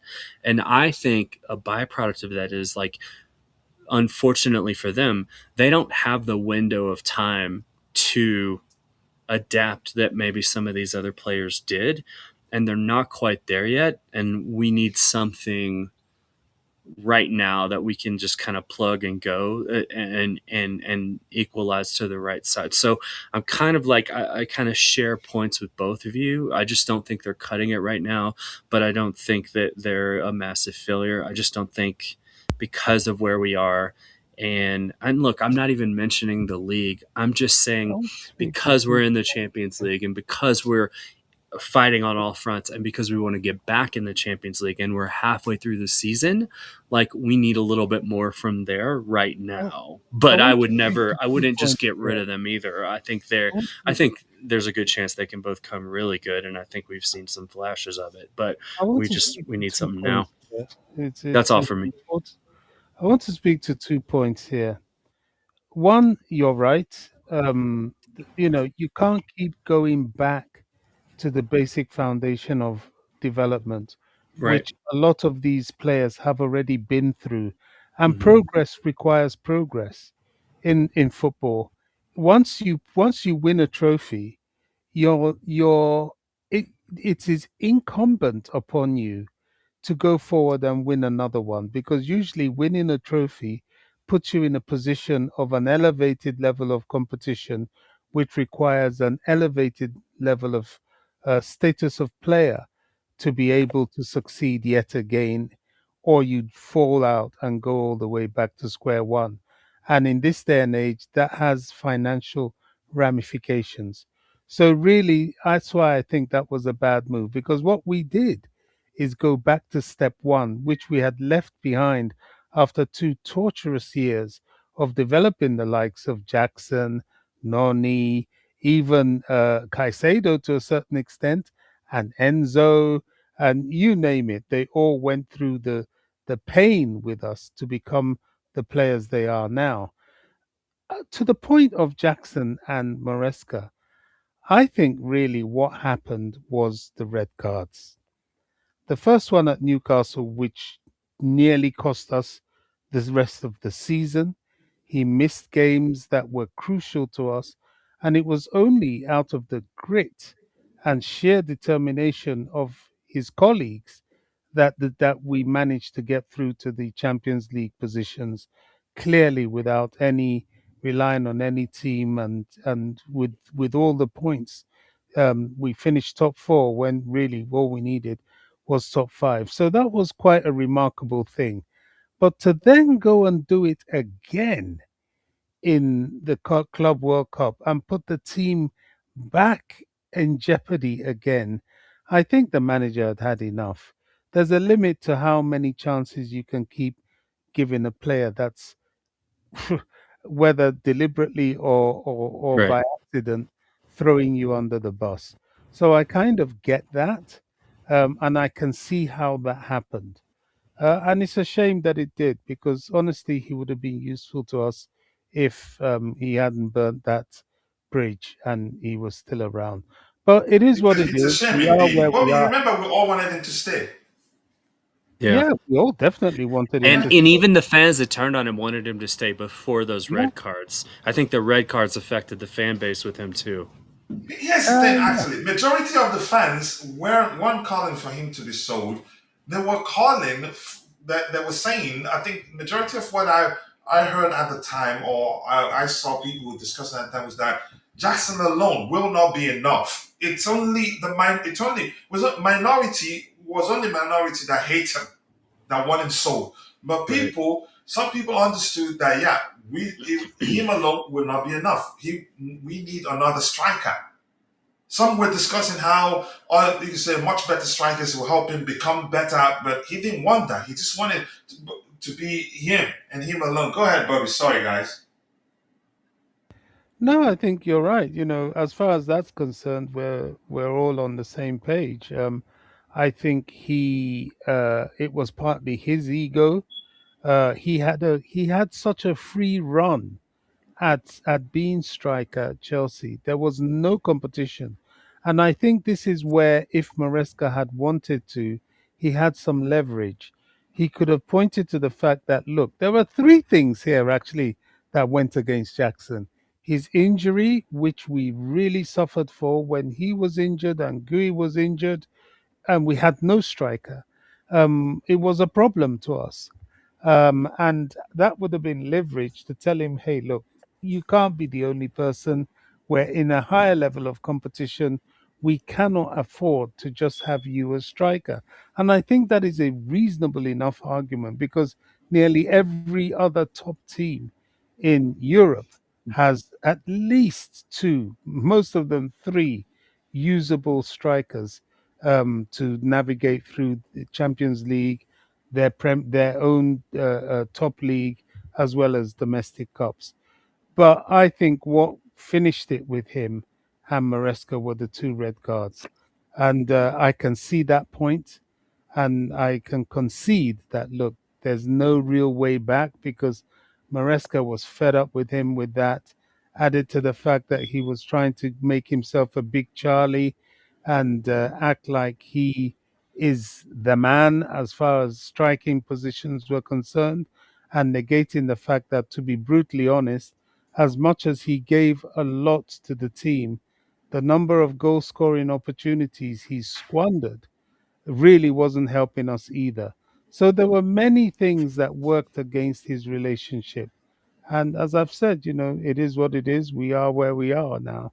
And it's a crying shame because I personally believe had he stayed and had he humbled himself, he would have had not only playing time, but he would have had the glory that he's seeking for elsewhere and he's not going to get. And could prove to be a much better striker than the newly signed players, had Yeah, he because he stayed. would have been fit. Exactly. And at some Yeah, point we had the lap out, and John Pedro is not his again. They're both similar in terms of being hybrids. yeah, yeah. But we could see Pedro both is on not the a pitch striker. because that's how Maresca wants his number nines to operate. There Yeah, were chances for him to still prove, you know what, you signed these guys, but I'm going to show you that I'm better than them. that's what You he know, should have done. if I Sorry. could add though, here's what I don't in a different in an alternate universe. Um, you mentioned the word hybrid, but like, see, that's the thing about Jao Pedro and Nicholas Jackson is that they both can play different positions, and so I don't I don't know all the details, but let's say Jackson wanted to go. Like, it's just if Maresca would have ever tried to deploy him on the left, or at least try, because like, you know, there's a different alternate reality, right, where Jao Pedro can play striker, or 10, where um, Nicholas Jackson can play striker or left wing. And out of all three of those strikers, that Nicholas Jackson's looking at the other two and thinking, "Oh, I'm going to be like third string." But if you think about it, Delap's the only one that's just out of all three of those. It's just a traditional number 9, and he doesn't play any other position. And it's just like if Maresca would have just deployed him on the left side. I mean, that would be really helpful for us because then you've got three different guys who could play striker.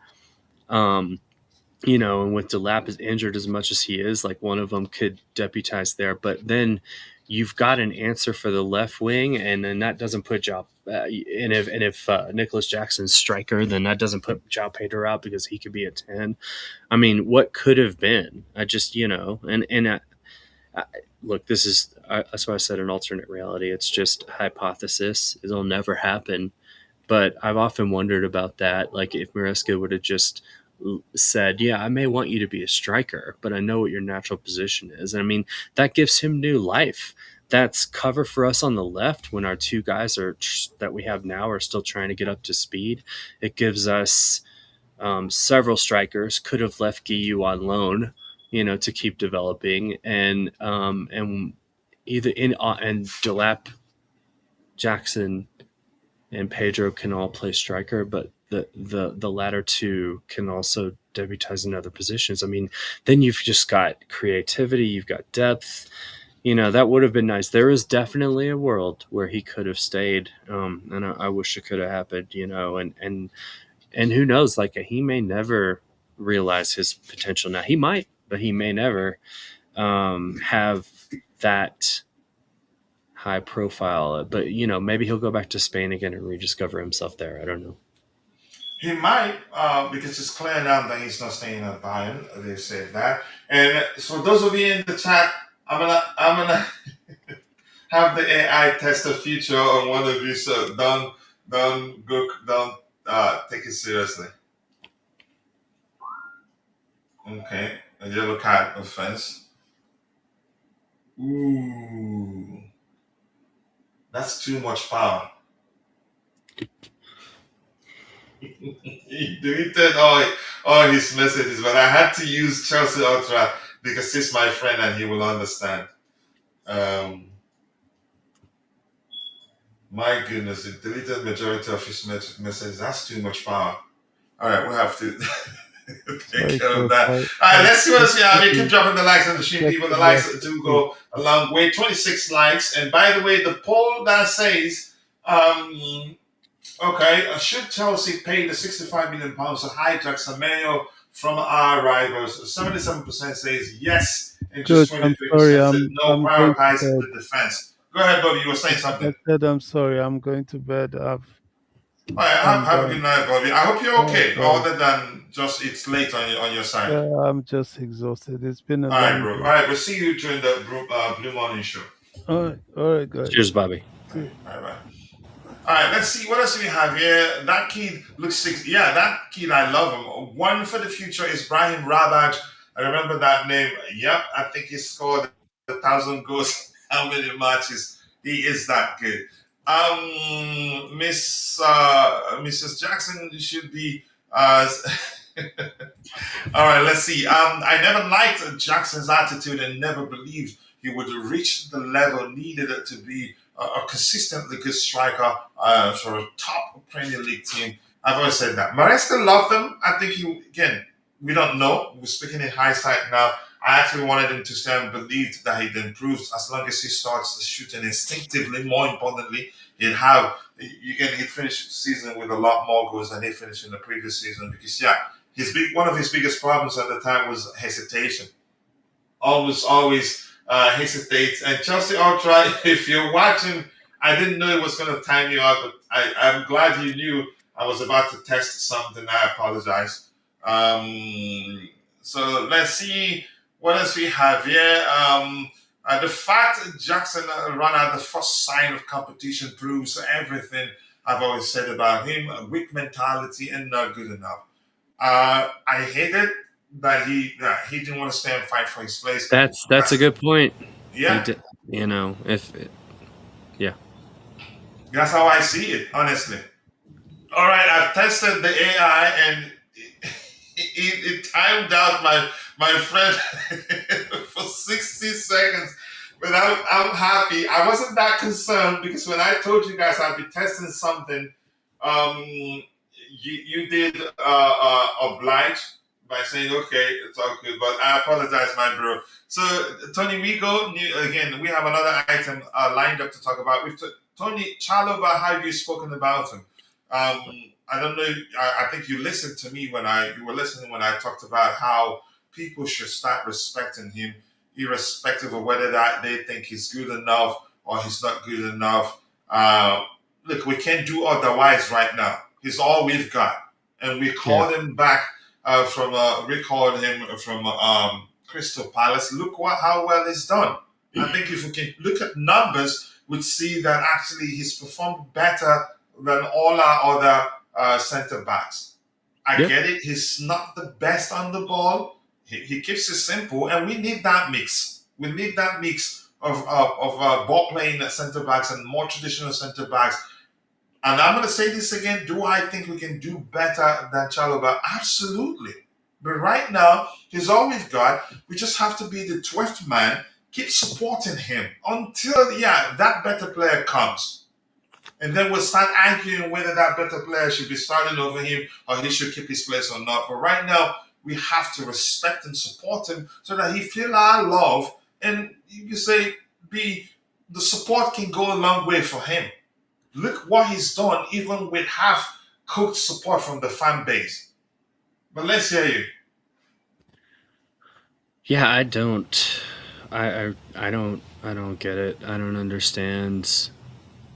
The hate that he gets. I think even in our chat, coach, like he's gotten a lot of hate in there that I've seen before too. I mean, he just gets roasted in there sometimes, and I see it online too. I mean, I don't understand it. Like, it's just when he has a mistake, it might be a little more high profile sometimes, but like he doesn't have a mistake very often. And there was a stretch there where maybe 2 or 3 games in a row he wasn't. I'm trying to remember, like a few months back, he wasn't doing, like, it was in the beginning of the season. He wasn't doing great. He had some mistakes in 2 or 3 matches in a row, but and then everybody just lost their minds. But he's so consistent, and even if we do get, he's not the answer, and we do get, a combo of, Colwell comes back and Fofana stays fit and he gets better and better, like they think, and that ends up being our world class center back partnership or whatever we go with.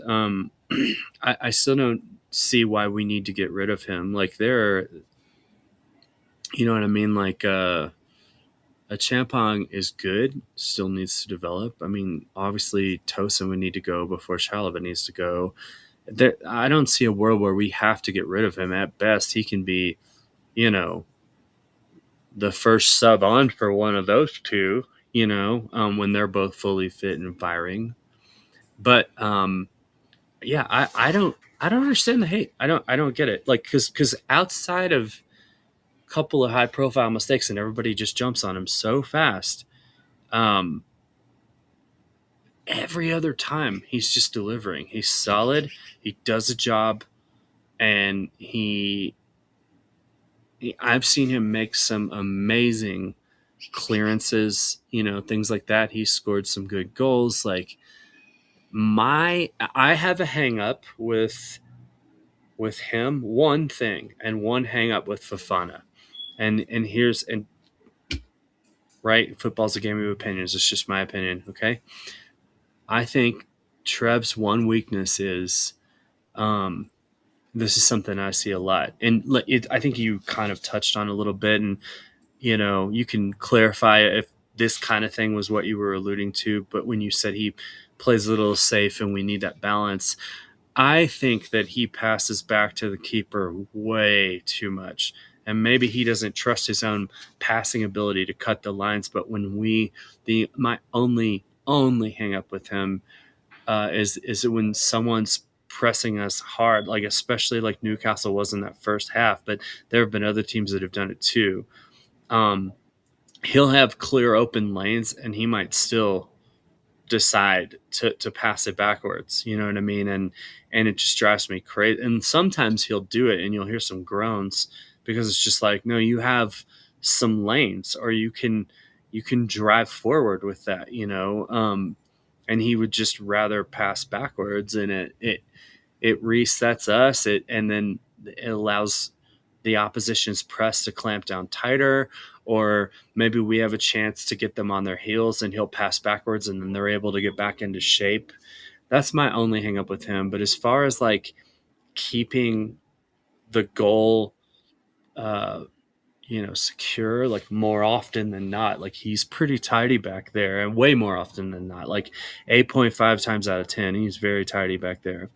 My hang up with Fofana is, and I don't know if you've seen this or not, Coach, but I just think that he's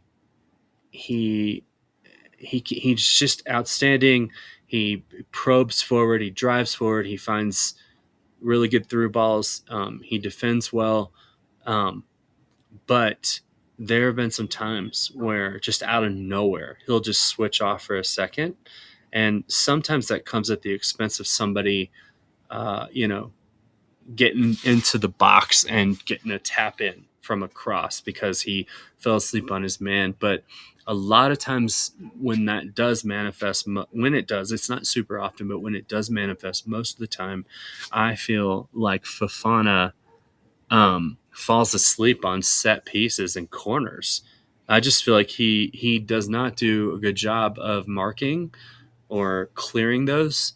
And that's where I see him fall asleep the most. Like we've gotten burned on several corners or set pieces because he's lost his man, or he doesn't clear it out well, or he's not in the right position.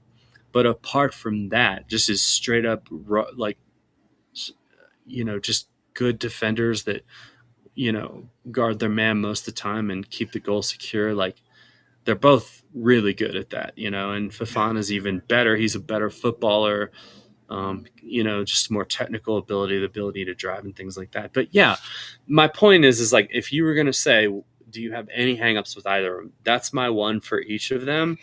And outside of that, like the rest of their game is totally fine with me.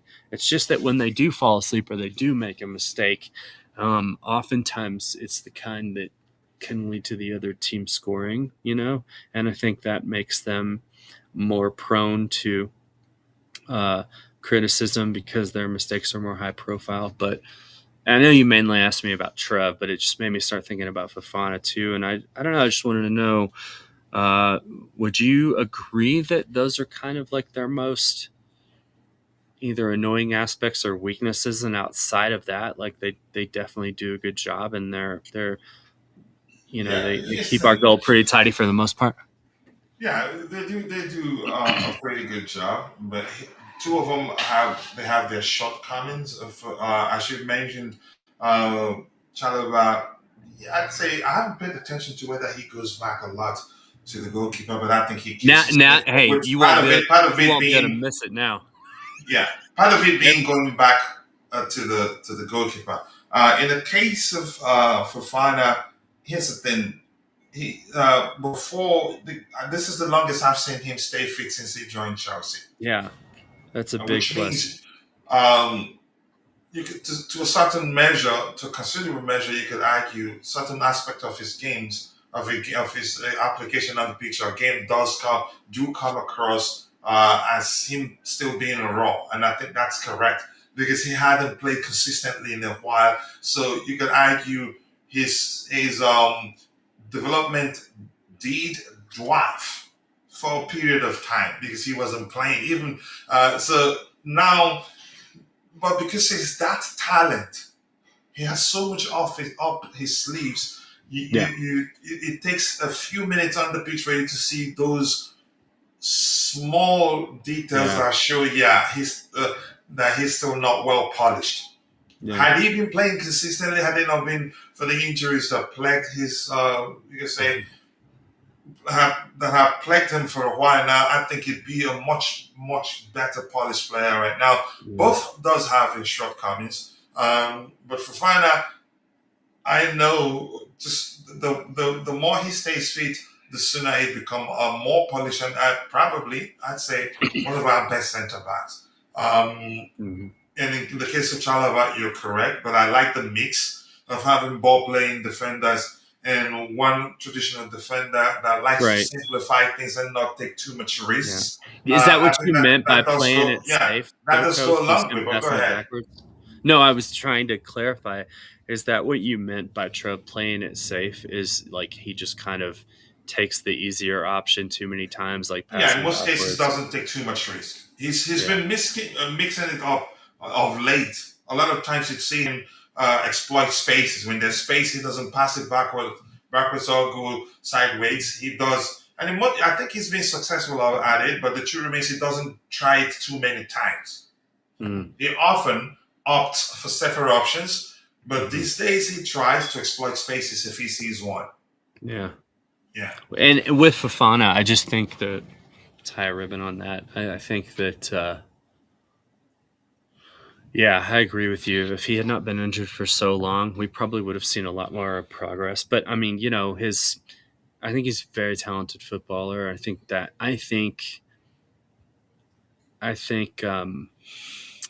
can't speak for Colwill. We'll see when he comes back. But I think if you take any of the defenders on our current roster, if they were out for that long, I don't think they come back and do as well as he's done, as quickly as he's done it. I just think that more time and he stays fit and just keeps going and going and going and going. My hope is that those unpolished areas where he switches off at like the worst times, some of the worst times, that'll be ironed out of his game, and you'll see a consistency kind of develop more often where he's just switched on the whole time. The more minutes he gets and things like that. It's my hope. Yeah, I agree. Let's see. Hey, I Coach. like. Hey, I'm sorry. I got a roll. I apologize. I'm gonna listen on YouTube, so I'll be a moderator in there. But yeah, No I problem. stayed on as long as I could. I missed you guys. I appreciate you having me. No problem. Always nice to have you on the panel, brother. I appreciate you. Much And love, so Coach. I fun. hope when you gonna start doing evening ones pretty soon again. Yeah, because the January transfer window is closed. Oh, sorry. Say it again. The January transfer window opens soon, so right now the news, the rumors are rolling. Yeah.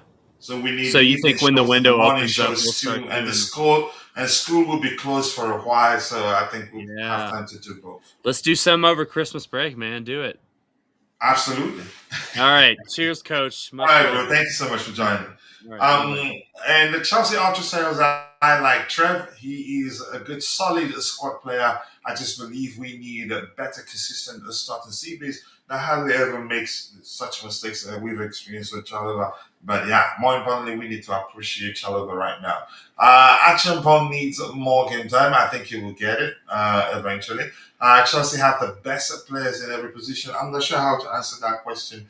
Why are we not challenging? Okay, let's assume I agree. Let's assume that I agree with you that we have the best players in the league.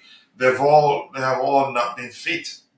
We've had situations where we have a few of our best players fit now. When they recover, then the ones that have been playing, uh, yeah, stays out for a while. So it's not been a stable situation in terms of having all our players available to our manager for selection. We haven't had that for a while. But you could argue the situation has improved significantly. In my opinion, we don't have too many of our players injured. But yeah, we get there. Let's see what else we have. Keep dropping the likes on the stream, people. The likes to go a long way. I think if I trust that Chelsea will buy Erling Haaland in January. Okay, keep that dream going.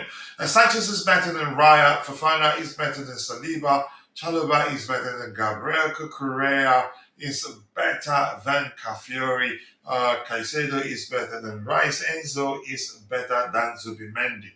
That is just an opinion. I agree with you with some of the some of the mentions there, but yeah, I'm gonna move on.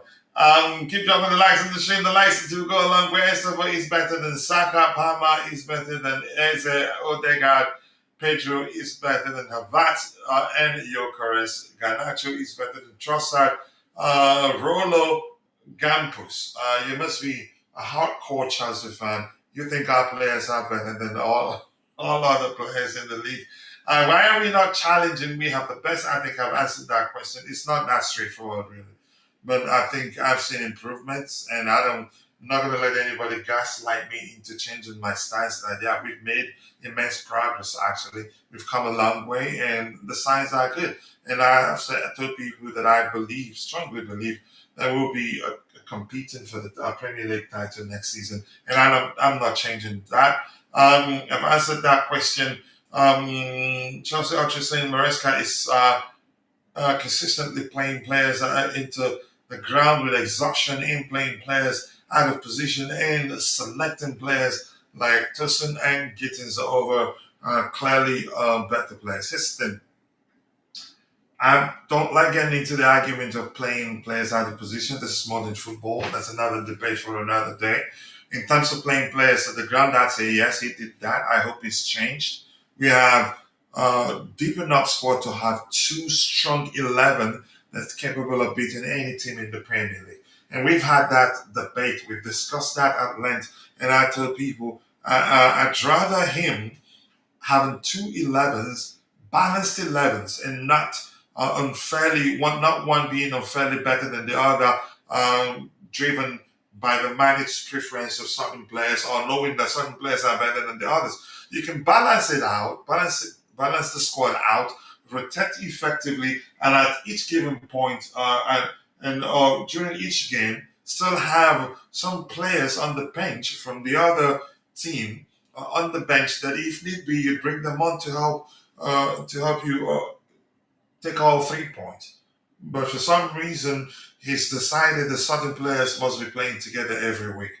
And he's referenced how certain players play week in, week out for Arsenal. But those players that play week in, week out, how are they doing? They look used, especially Chelsea players. Enzo Fernandez, in one game exactly, I can't remember, looked used.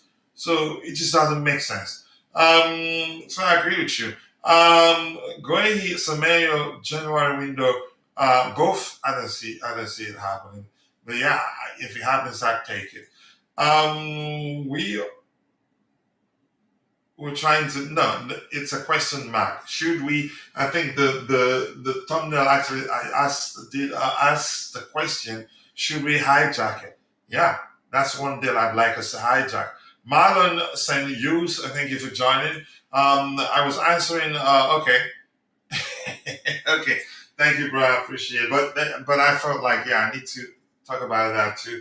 But keep dropping the likes on the stream. The likes do go a long way. How many likes do we have? Let me see. We have 31 likes and we still have 35 people following the show. In total, we have 132 people following the show. 35 on YouTube. The rest are shared between X and Facebook, whether equally Coachella doesn't know. But please keep dropping the likes on the stream. The likes that do go a long way. I appreciate you all finding the time to join the conversation this particular evening. And for me, it's still 6:09 p.m. CST. So give me a second. I have to end the poll and then start one that begs for likes. Let's see if we can get it to 100 likes by the time the show ends. Start a poll. Give me 1 second here. But more likes, people, more likes.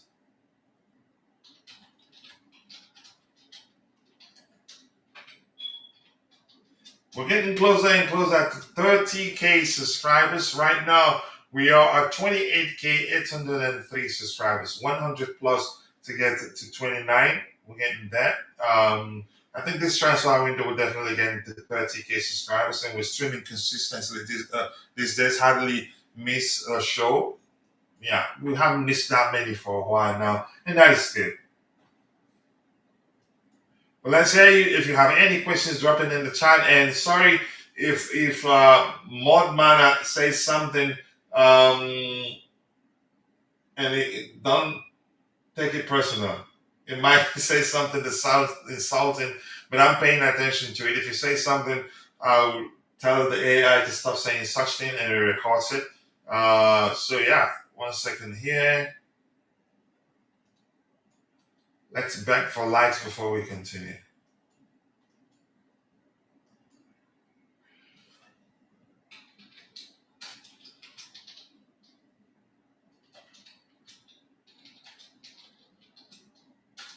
More likes, people, more likes. If you're proper Charles, take a second, drop a like on the video.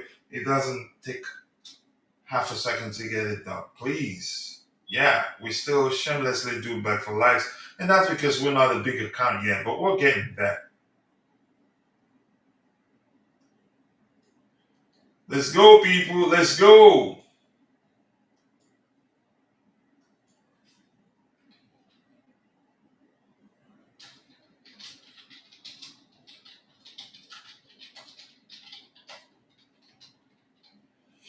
There you go. We found a way. We did not waste quota today because the first day we tried the app, the mod mana app, we exhausted the quota within 30 minutes actually. But you could say we have a stream for a while now and that hasn't happened. So we're happy.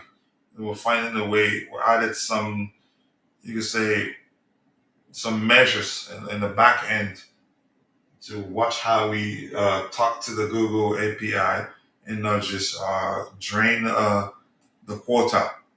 Okay. Yeah. Okay. Thank you for that. What else do we have here? There's blue. Never looks good. Never looks so good. Welcome. Who is he welcoming? Bekele, Bekele, Bekele. Oh, there you go. That said well. Okay. Let's see what else we have here. Keep dropping the likes on the stream. I'm not convinced by Semenyo for £65 million, and I don't think we will get anyone in January. I've heard that we could sign. We may sign one player in the January transfer window, irrespective of the situation, but might need to move on a player or two. Hit the like button, people, and also do subscribe to the channel if you haven't. 32 likes. Let's try and get it to 100 likes by the time the show ends. I appreciate you all finding the time to join the conversation. Let's go. What else do we have here? Next item we have lined up. Trevoh Chalobah, I respect him. Even if I think, yeah, we can do better than him, I do respect him a lot, in all honesty. So this is another player I like so much, but yeah, fitness is a factor here. He struggles with injury. I think it was Trevoh that mentioned how he has a poor injury record, unfortunately, and I do like him really. Chelsea rate Anselmino very highly and see him as part of their long-term plans. No chance for Dortmund to sign him, as there is no buy option. I think we like him. I just hope he stays fit, because if he doesn't stay fit, at some point the club will give up on him, and it's look for a window where he stays fit and sell him if he can't stay fit. But he's played well. I think he scored one goal, but he's going to be out for a while after sustaining and getting injured in one of the games he played for Dortmund. And I think I remember Vince complaining that they overplayed him, because he was good for that. So they kept playing him, and you could argue played him too much than they should have, and that led to him getting injured. But I like him. He's excellent on the ball, in my opinion, from what I've seen so far. He's a very good defender, can be aggressive. Why not? I actually, when I watched him play for Dortmund, I was asking, why didn't we keep him? Because it'd be accurate to say he's better than some of the centre backs we have. I don't know why we didn't keep him, honestly. Well, let's see. Maybe the manager was trying to prove a point or something. And this also from Berger _ PJ, and this is still on Vince's timeline. And this particular report reads, Chelsea have a January recall option for Aaron and Salmino. Option allows to bring the defender back in winter, as he hasn't reached the defined minimum minutes due to injury. BVB expected Chelsea not to activate it, but the final decision is with the club. I think if we really do need a defender, I think we'd opt for the option to bring him back. But it's only fair that we let him continue his development there if he's not going to play. And given the fact that him not being able to meet that quota, or not being able to play the number of minutes that if he plays, then he'd stay beyond January. not down to his own doing. He got injured. It will feel like Dortmund overplayed him. And Chelsea also says we have a lot of work to do on outgoing and financial constraint ready for the summer. As a financial constraint ready for the summer, the club released an official statement unless a deal falls in our laps in January, just a time for summer groundwork.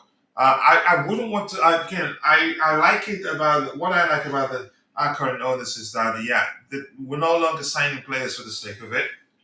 Uh, and could actually lead to us having a bloated squad like we've had in the past, and that was a huge problem for us. So if we're not too sure in the January transfer window, just call back one of the players we have out on loan. I think we have good enough players out on loan, and take our time to put in the groundwork and make sure the next summer transfer window we don't mess it up.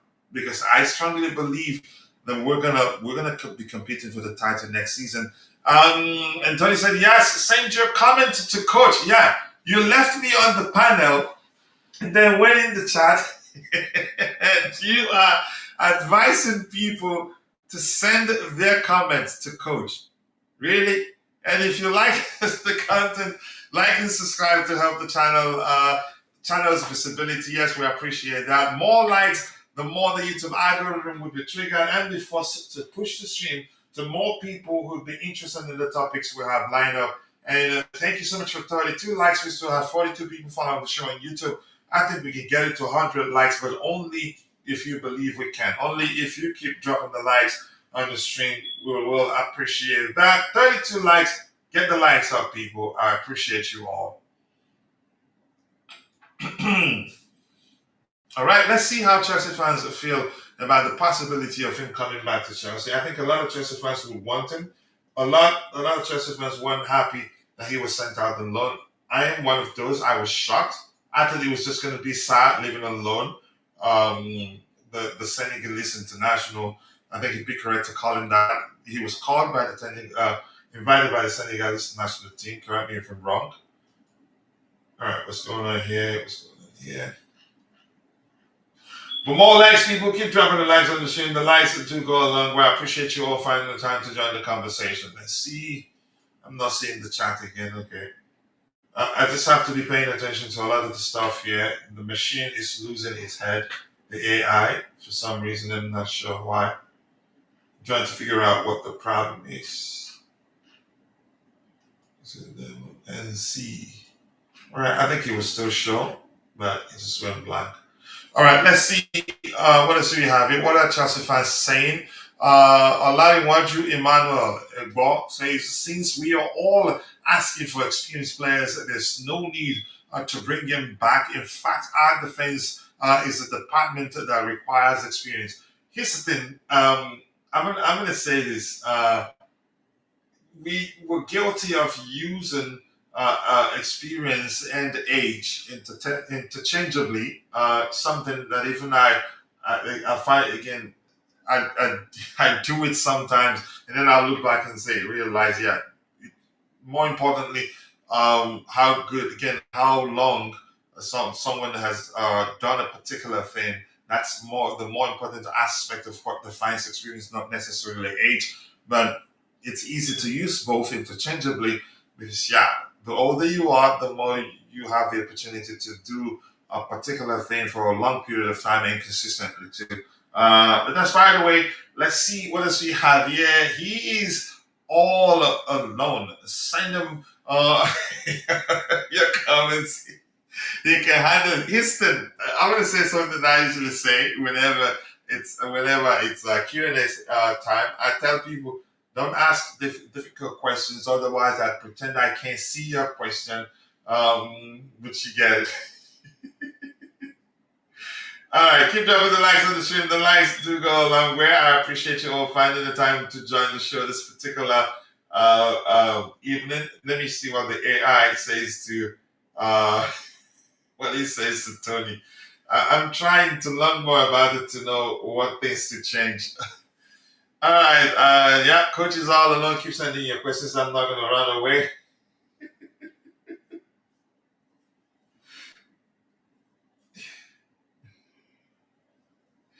All right. Okay. It's getting smarter, but I need to pay attention. I think I'd have to when I have people, other panelists. Not today. Another time, if I have other panelists, I pay more attention to what Mod Mana is saying and help train it to respond with better, much more aligned comments. This one says to Tony, mate, you want my comments for coach. He says, just watch the game in it. If you like. Uh, it's confused too. I think it would take a while before it learns to speak normal. All right, let's see. Okay, Action Punk is better than Tosin and should be given up more game time when subs or rotation is needed. That would make our defense more solid as would playing Rich James and Gusto when they should be at the right back. I think I'm gonna I don't see it like that, and I'm a big believer in modern football and how things have progressed beyond the traditional way of playing the game. So I don't care whether I'm not into the argument whether a player is being played out of position. And in our case, actually, you could argue that's not the case because there's a more main reason why our fullbacks invert, which is to overload areas, which is to ensure that we have numerical advantage over the opposing team at any given time. But yeah, but as I've said before, when we play games and when it works, yeah, the manager is a genius. When it doesn't, they start calling him out and calling the manager out and asking why certain players are playing the midfield whilst we have a number of midfielders on the bench. But I get where you're coming from. Oh no, coach. You should see what he said yesterday. The AI yesterday nearly told someone to shut up. And I couldn't stop laughing. I had to explain to the person that he was a bot, not a human being. So it's still, you said, but the training so far not bad. You're coming for coach. Just watch the game. Yeah, some you can say out of context there. Yeah, on a line comment maybe, but yeah, I think it will improve over time. All right, let's see. We consistently concede from crosses that don't get closed down. So, and given what we have on the screen, uh, from crosses that don't get closed down, okay, from the flanks, we didn't stop the crosses coming in there. Yeah, I think you could argue, yeah, I agree. We've considered a lot from that. But I think eventually we get better at playing that way and not concede a lot of crosses. But I get where you're coming from. So let's see. Since didn't expect these, I would reconcile though, not him. What do you think? He's asking Vince. He's a much you can say. I think it'd be accurate to say he's more experienced than Sa. Sa may be more experienced in Europe. But overall, minutes, correct me if I'm wrong, I think Asamino has played a lot more big games than Sa. I nearly said Malang Sa. So where are we? The next item here. And once we catch up with everything we have lined up, we are going to go news hunting. I liked Cristo a lot. I liked him a lot, but I was quick to realize that he was going to leave Chelsea, given that he lacked something, the most critical aspect of Enzo Maresca's preferred number 9. He just cannot press. And if you say play him as a 10, I don't know. I used to think actually that he's capable of fulfilling the 10 role because, yeah, he's a good dribbler, has, you can say, fair enough passing range in him. I wouldn't say he has good vision. So I knew it was over for him. But I'm shocked that it hasn't worked out for him in Italy, actually, that they are even considering selling him now. Yeah. And Chelsea also says it has a lot to do with this inverted nonsense and right back finding themselves playing as 10. It also leaves our wingers. Without an overlap, without an overlap, causing 2 problems. I think it's only it's a matter of you can say the players adapting to the average, I think eventually we're not going to be seeing those issues. Yeah, there are sometimes it depends on the players we have on the pitch. But in most cases, when we have our best players on the pitch and they're not tired, they're not fatigued, usually you don't see those issues. But I think eventually, as they get drilled even more on how to play in that manner, I think eventually they become good at it. So I'm not really yeah, but I get your point really. So Christopher Nkunku, I feel bad for him because I liked him and congest the middle for Palmer and the causing of third problem. I don't see that aspect as a problem. I will actually want more players in that place, but as I said, they will eventually get used to or become very good at, you can say, applying themselves in the manner the manager wants, and not, you can say, executed in a way that will be a problem. But I do get your point. To some extent, it's a problem, but not for me. Not huge. Not a huge issue. Eventually, we get to a point where you know exactly how we're gonna play, but you're still not gonna be able to stop us. All right. Let's see, Christo. I do feel bad for him. I seriously feel bad for him. And in the comment, I said that was quick. And this goes back to say, I remember when some fans were questioning why Maresca isn't using him. And you can argue, at Chelsea, he regressed. And I'm not going to say Maresca was the reason why he regressed. No, he did struggle to get minutes on the previous managers, whether the question was that, whether the reason was that, yeah, he was out injured to something or not, but he did regress.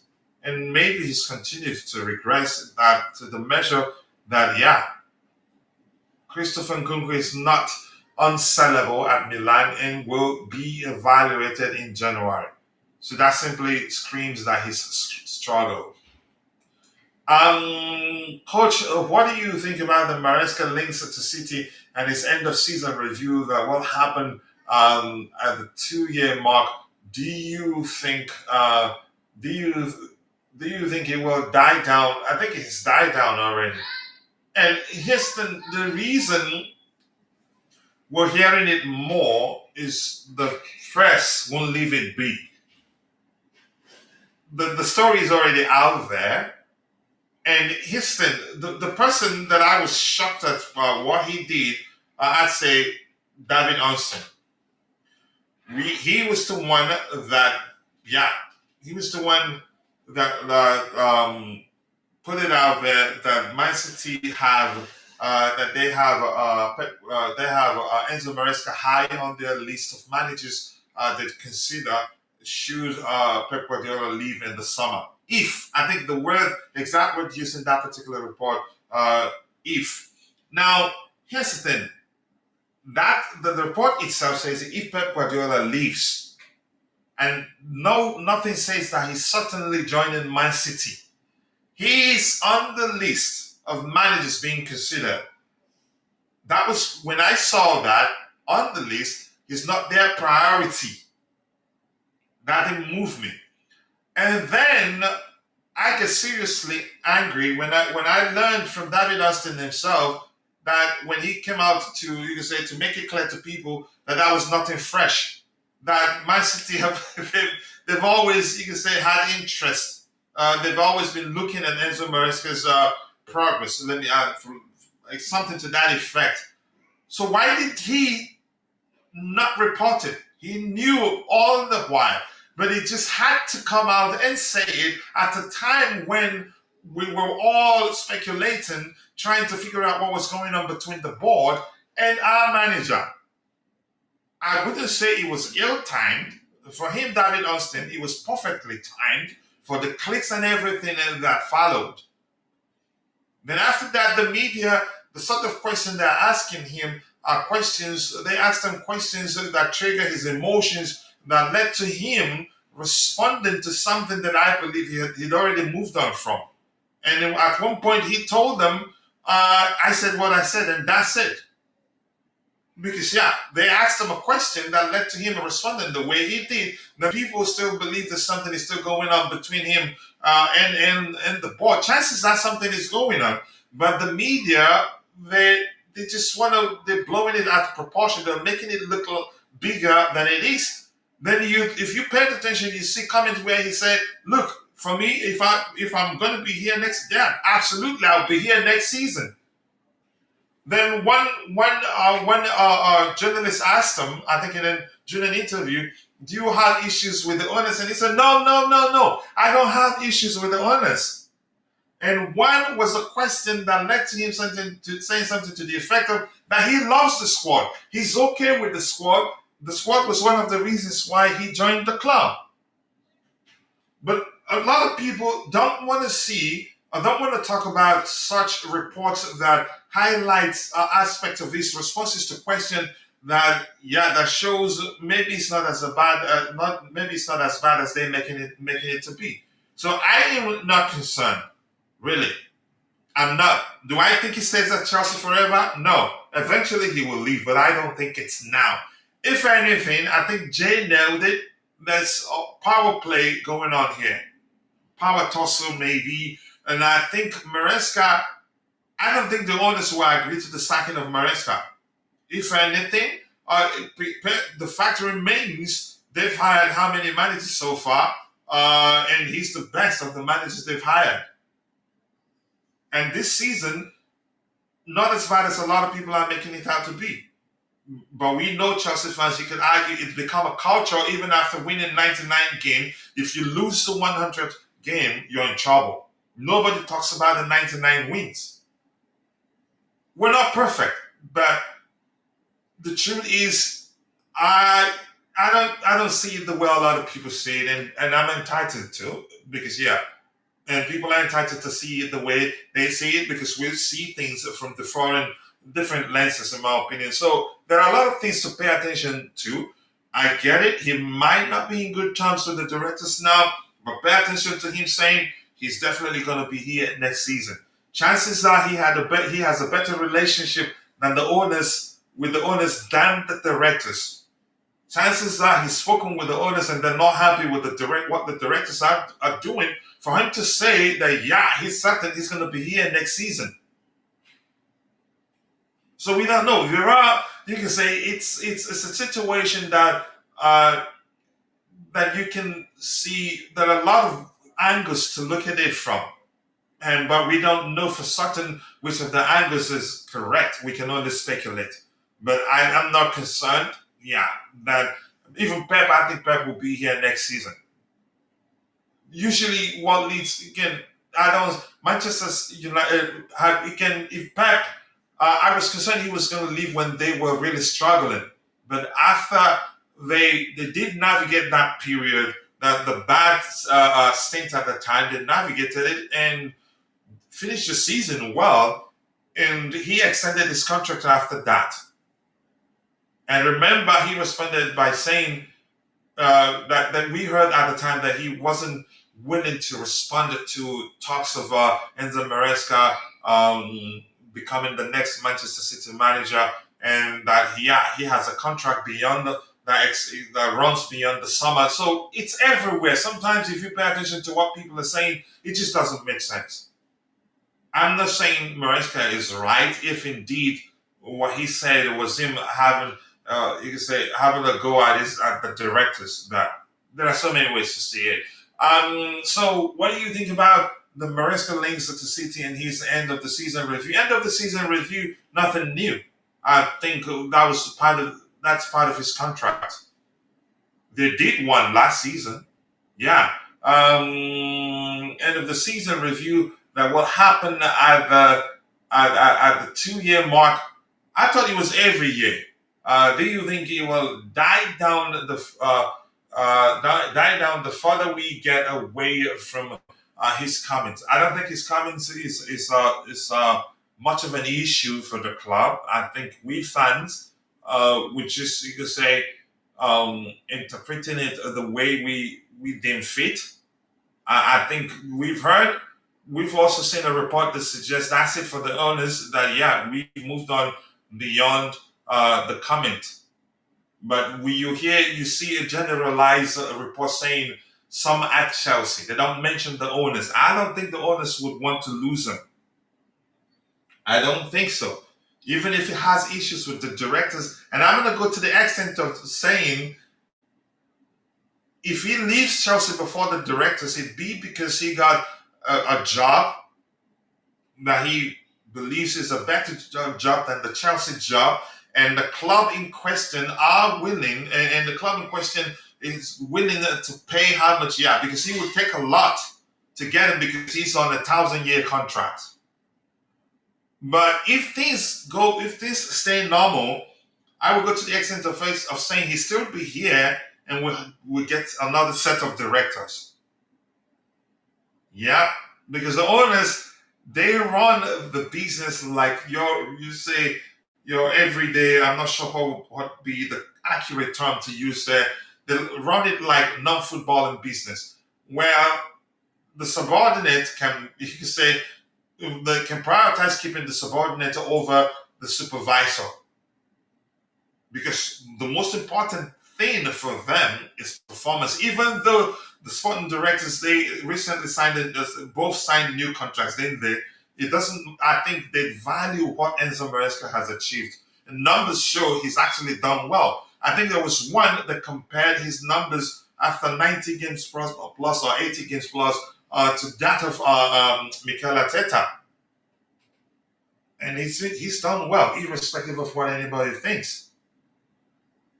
But that's, by the way, I'm not concerned. Will he leave Chelsea? Eventually. Will it be now? I don't think so. But you never know. I don't work for the club. I can only speculate, and you can say, give my opinion based on certain factors. If Pep is leaving, then so is Maresca. He will get more backing at City. It's really that simple. I mean, I think that's another way to see it. But we can give him a pay rise, and all those things we're hearing about the club following the progress. Liam, the Strasbourg manager, they know he's not ready for the Premier League. The French league isn't the Premier League. The Conference League isn't the Premier League. Irrespective of what I think he's a good manager, I think I've seen him. You can say his team play in an innovative manner, in my opinion. Tactically, he's excellent, but he's still lacking. You can say off the bat, he doesn't know how to be pragmatic. I've seen them severally, I don't know how many times, lose games from winning positions, games that they shouldn't lose. So I don't think he's ready for the Premier League, in my opinion. Eventually he will get there, but right now Liam isn't ready. I've seen a lot of Chelsea fans celebrating the possibility of him becoming our next manager should the club decide to pathways with Enzo Maresca. Right, unless we change our model, it's inevitable. The squad isn't really Maresca's issue. He said it openly that he loves the squad. That the squad was one of the reasons why he agreed to join Chelsea. He likes the squad, and in my opinion, I think we've improved the squad. We just have to be patient. And even let's actually get to it. I've seen people complain that Gittins and Garnacho sucks. Okay, let's start with Noni Madueke. When he played, if with somebody, maybe I'd have to take my time to check how many. Gittins right now have 5 assists and 1 goals. And if we compare the ratio of the minutes he's played so far for Chelsea, and the goals and assists he has to that of Nani Madueke when he played equal that many minutes, that amount of minutes during his start to life as a Chelsea player, I think he's had a better start to life as a Chelsea player. It's just that people watch him with so much expectation, irrespective of what he does on the pitch, they still believe he hasn't done enough. Even now, he's having a better season than Nani Madueke. But of course, a lot of people won't go to the measure of, you could say, bringing numbers to the table. I think we signed an excellent talent in Gittins. Before we signed him, he was one of the top dribblers in Europe. He was in the top 1%. But eventually, We just need to be patient with him. Okay? So let's see, what else do we have here?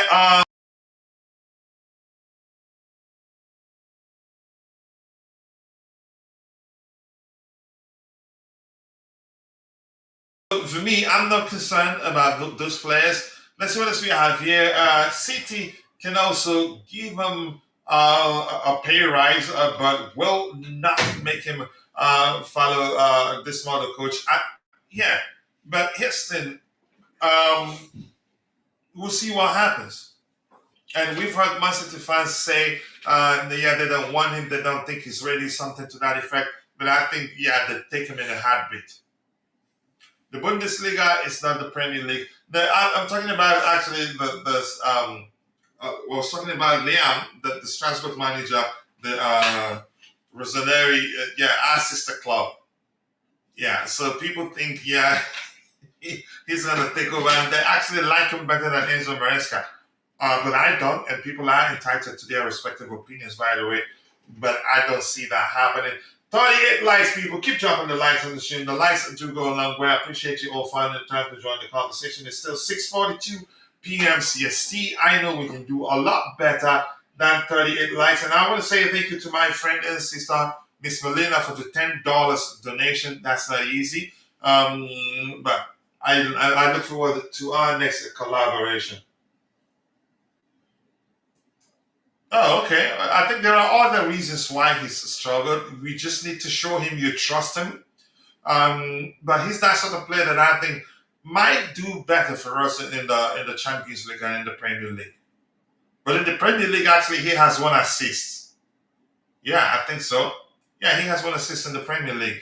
I think the manager just needs to show him he trusts him. And something I said when Bobby was on the panel, I think the ideal way to integrate these players and not have them struggle as some of them have struggled would be to have them, which you could say 80 to 90% of our best players on the pitch. And when you do that, you're not I wouldn't call it deficiency. I don't think a lot of people, there wouldn't be so much of the science you could say of displays that will show that they're not properly integrated. I think to some point I'd argue confidence is part of it. But to some point you can say lack of proper chemistry with their teammate. Because I've seen Garnacho in this case, he should have twice as much as the number of assists he has right now, because I've seen him put some good balls in the box, but our players didn't try to get at the end of the crosses or the deliveries into the box. Gittins isn't a bad player, and I'm not going to give up on him. If I see a bad player, I usually talk. And I'll tell you, that player isn't it. He's not a bad player. Garnacho isn't a bad player. They're two different players. Garnacho more direct, Gittins much better dribbler, but both will be huge for us. And so far, if we're paying attention to what numbers tell us, they actually have done well. Garnacho now has 4 goals. I think 4 goals and 2 assists. So Gittins has 5 assists and 1 goal. That's not easy. Honestly, given how haphazardly he's had minutes. Because the manager hasn't given him minutes consistently. Like Noni Madueke had the opportunity when he joined us. I'm quite sure if you give Gittins minutes consistently, I think by now we'd be seeing the best of Gittins. Yeah. But we have the captain of the community in Constantine. Big up to you for finding the time for joining me on the panel. I do hope you're doing well. They say lateness is greatness. Thank you for joining me on the panel. Where do you want to come in? Shoot Chelsea Hijack, Semenyo. Let me just introduce you to the items we've discussed. This one here, let's go up. Where is it? Give me 1 second. Why? It just went blank. It's one of those that X goes nuts because Elon trying to be economical with the data center and all that. Okay, Chelsea could make an offer of up to 50 million euros, equivalent to 43.7 million pounds for Lille midfielder Ayyoub Bouaddi in the January transfer window. That's one. So I'm gonna just walk you through all of them. And this one here talks about Chelsea are open to sending Axel Disasi to AC Milan. This is confusing. I want clarity on this particular report. Uh, is on loan or on a permanent? I think most likely on a permanent. It just wouldn't make sense to still send him out on loan. This are mentioning Trevoh Chalobah as one of the top rated Premier League defenders. Actually, that's not easy. We do know we did recognize that he's improved, but with the caveat that he's not perfect. Chelsea rate and Semenyo very highly and see him as part of their long-term plans. No chance for Dortmund to sign him in the summer as no buy option. I would have kept him. I just don't know why we let him go on loan. This one here, Anselmino, Chelsea have a January recall option for Anselmino. Option allows to bring the defender back in winter as he hasn't reached the defined minimum minutes quota, if you prefer. But the truth remains it's not of their doing. Maybe of their doing because they overplayed him. He was so good they couldn't stop playing him and he got injured. And this one about Christopher Nkunku, not unsellable at Milan. Things haven't gone well for him at Milan, unfortunately, and I like him. But we haven't gotten to this one yet. So where do you want to come in, Dante? Damn, that's a lot of topics. Big up, coach. Big up to And you too. Yeah, we're close to the transfer window, so a lot of stuff is popping up. everyone in the chat as well. You've been talking alone for 2.5 hours? No, Bobby was on the panel. Oh, okay. That's good. I Bobby, thought so. who else? Even Steve. You know that guy, the statistics guy? He's not in the chat. Don't mind him. Tony Sewell. He was on the panel. Tony was there too. Yeah, big up, Tony. Yeah, Nkunku, I'm not sure why he hasn't worked there, to be honest. I mean, that league kind of suits him, his style of play, slow, can drift around. So, yeah, look, I'm not sure what's happened. He hasn't worked. He's not our problem anymore, obviously, because we sold him. So, good luck to him. But, yeah, if he Yeah, we hasn't sold him worked on a there, permanent. yeah, exactly. So, if he hasn't worked there, well, that's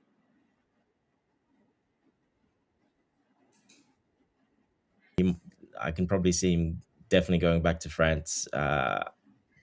If he hasn't worked at Chelsea, he hasn't worked at Milan, I don't know how many more big teams would be interested in him. So good luck to him anyway. What can we say?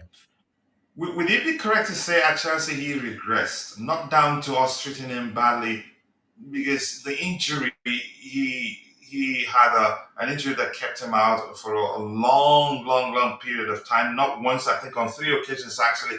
You could say, and he wasn't able to recover fully from that. Yeah, look, we don't know. It could be from that, but that was a long time ago now, so he should have been over by that. And like I said, in the Italian league, much slower pace, more space around to move.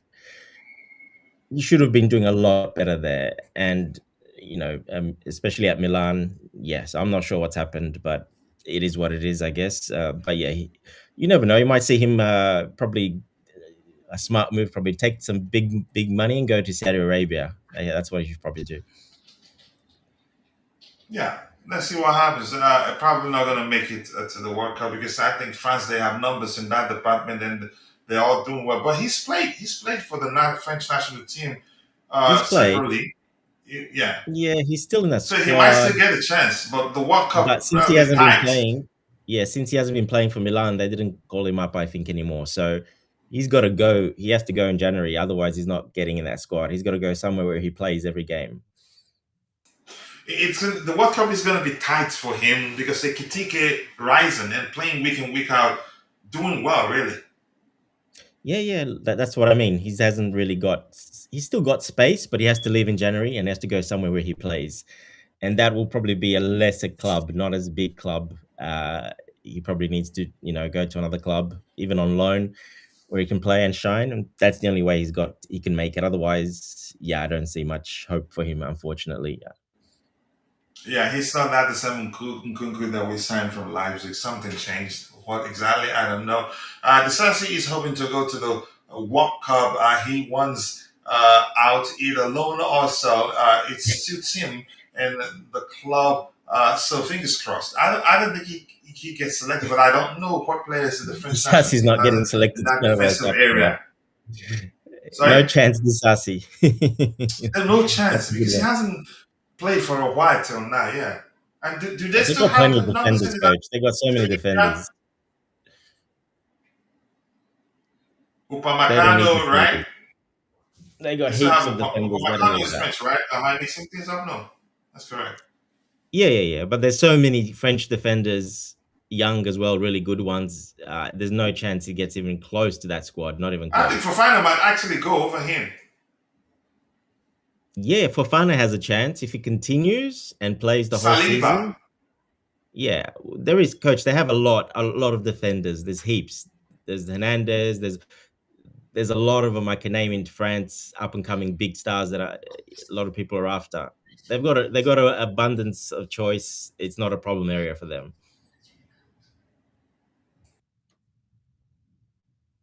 Disasi's not. I'm sorry, Disasi's. I don't think he's making it back to France squad ever again. It doesn't look like it. Yeah, probably. I think if the Saudis come calling, I think he should take it. But yeah, you never know. Exactly. Yeah, and oh yeah, just Bobby. I was on the panel. No one needs that. The other guy. Yeah, who cares? The other guy isn't important. Yeah, the Colorado guy. Yeah, let's see. Anything else we have here? If he gets him out, yeah, just I feel bad for him. If Mourinho was our manager, he'd be playing week in, week out. Honestly. Yeah, look. Dante, let's hear you. Semenyo, are you for us hijacking that deal? Look, I like Semenyo. I like the way he plays. But a couple of question marks still there with him. I mean, he's playing for a team that sit back and attack. We don't play that way. He's going to have a lot more, if it does come, a lot more ball usage. It's a very different game from what he's used to. And, sometimes those players that come from those systems don't usually fit that well. Neto was probably a recent example. Neto, for example, when he came, didn't do very well at the start. He's done much better now. It took him a while to get used to it because it's a completely different game. You run different patterns. You run a different amount of as in how far you run, kilometers per game. It all tweaks quite a bit in those type of games. So yeah, look, that's the only worry I have. If he comes in and how our fan base is basically. He comes in and doesn't perform. Yeah, that's it. Sporting director's out, Maresca out, Semenyo flop after 2 weeks probably. So They're not gonna yeah, give look, him time. Yeah, they start saying how he was how he's a waste of money because I remember a lot of them celebrating the signing of Gittins, but look how they've turned against him. They don't even want to give and him that's what I time. was gonna mention. The ones that Yeah. there was a lot of them that wanted Giddens, and now they're all against Giddens because he is a flop. He's no good. He's not Chelsea level. Okay, that's what I mean. People want they want ready-made guys to come in. That's not our model at the moment, so that's not happening. But look, Semenyo's got Premier League experience. That helps. That helps a lot. But I still worry for that aspect of his game. No, he won't have that space to run into. He won't coming up against a lot more low blocks. He doesn't do that. They don't play that way. So yeah, look, I would take him definitely. I think he at the moment, if you're going to look at him at the moment, but I do think Gittins has got much higher potential than Semenyo has in the future. He's much higher upside. I think there's a lot more there. So as in a winger, I'm talking about. Semenyo is gonna probably transition away from winger soon, in my opinion, because he's getting strong, bigger, heavier. That's not gonna be a winger type anymore. He won't be able to do that as a winger for much longer. I think he's already 25 or 26. What? No, how old is he, coach? 25?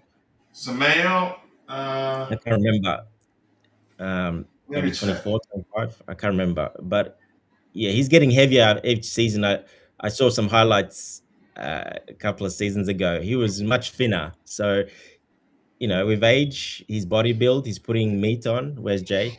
You might be transitioning away from the winger, more of a second striker, type of player, false nine maybe.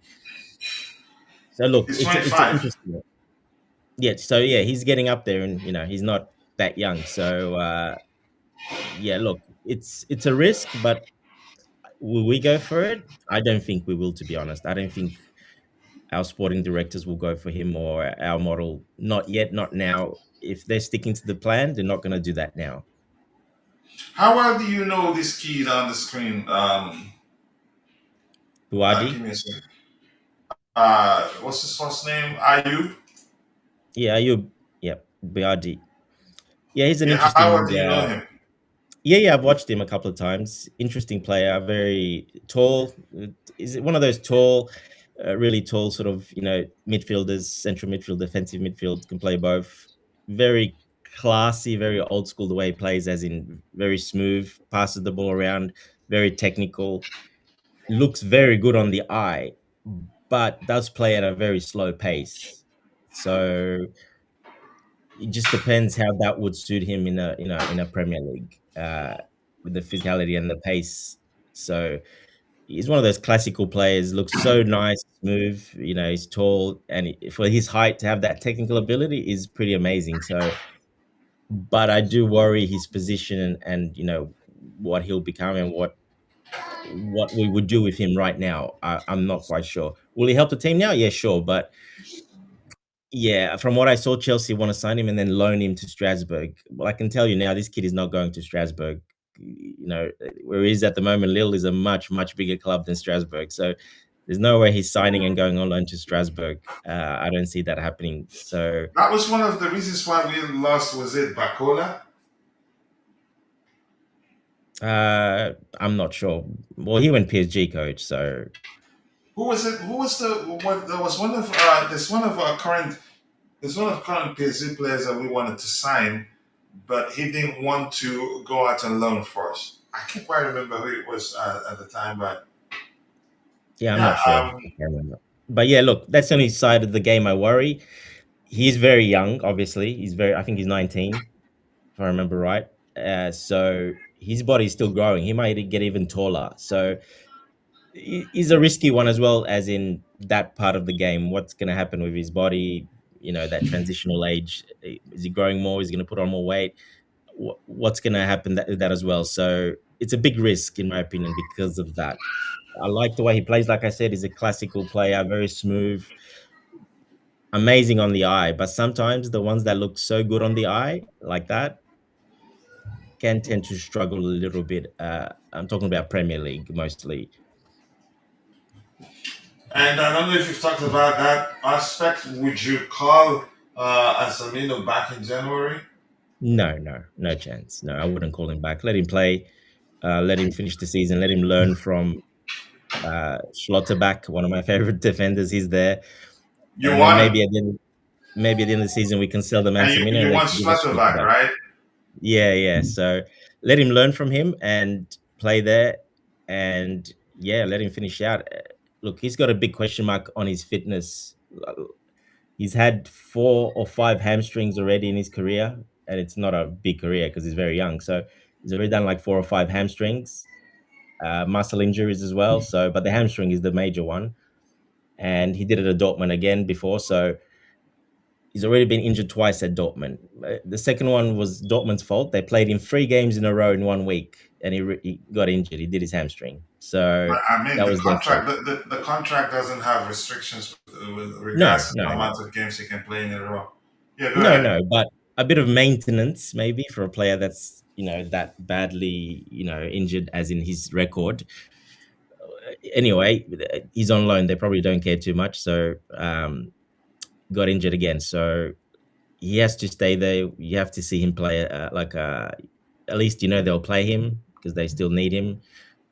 So there's no point coming back to Chelsea because he's not going to play at Chelsea. Not now. He's not going to play much at all. So there's no point coming at Chelsea. Dortmund is the perfect home for him now, and especially if they keep playing him to the end of the season, if he stays fit, well, that's just going to make us stronger for him coming back to us, or even if we want to sell him. Either way. Yeah. Right. Let's see anything else you haven't covered. You think you've talked about him and this one, Christopher Nkunku. I feel bad for him because I like him. This one, Sacha Taviori, I don't know whether to trust him. I don't know.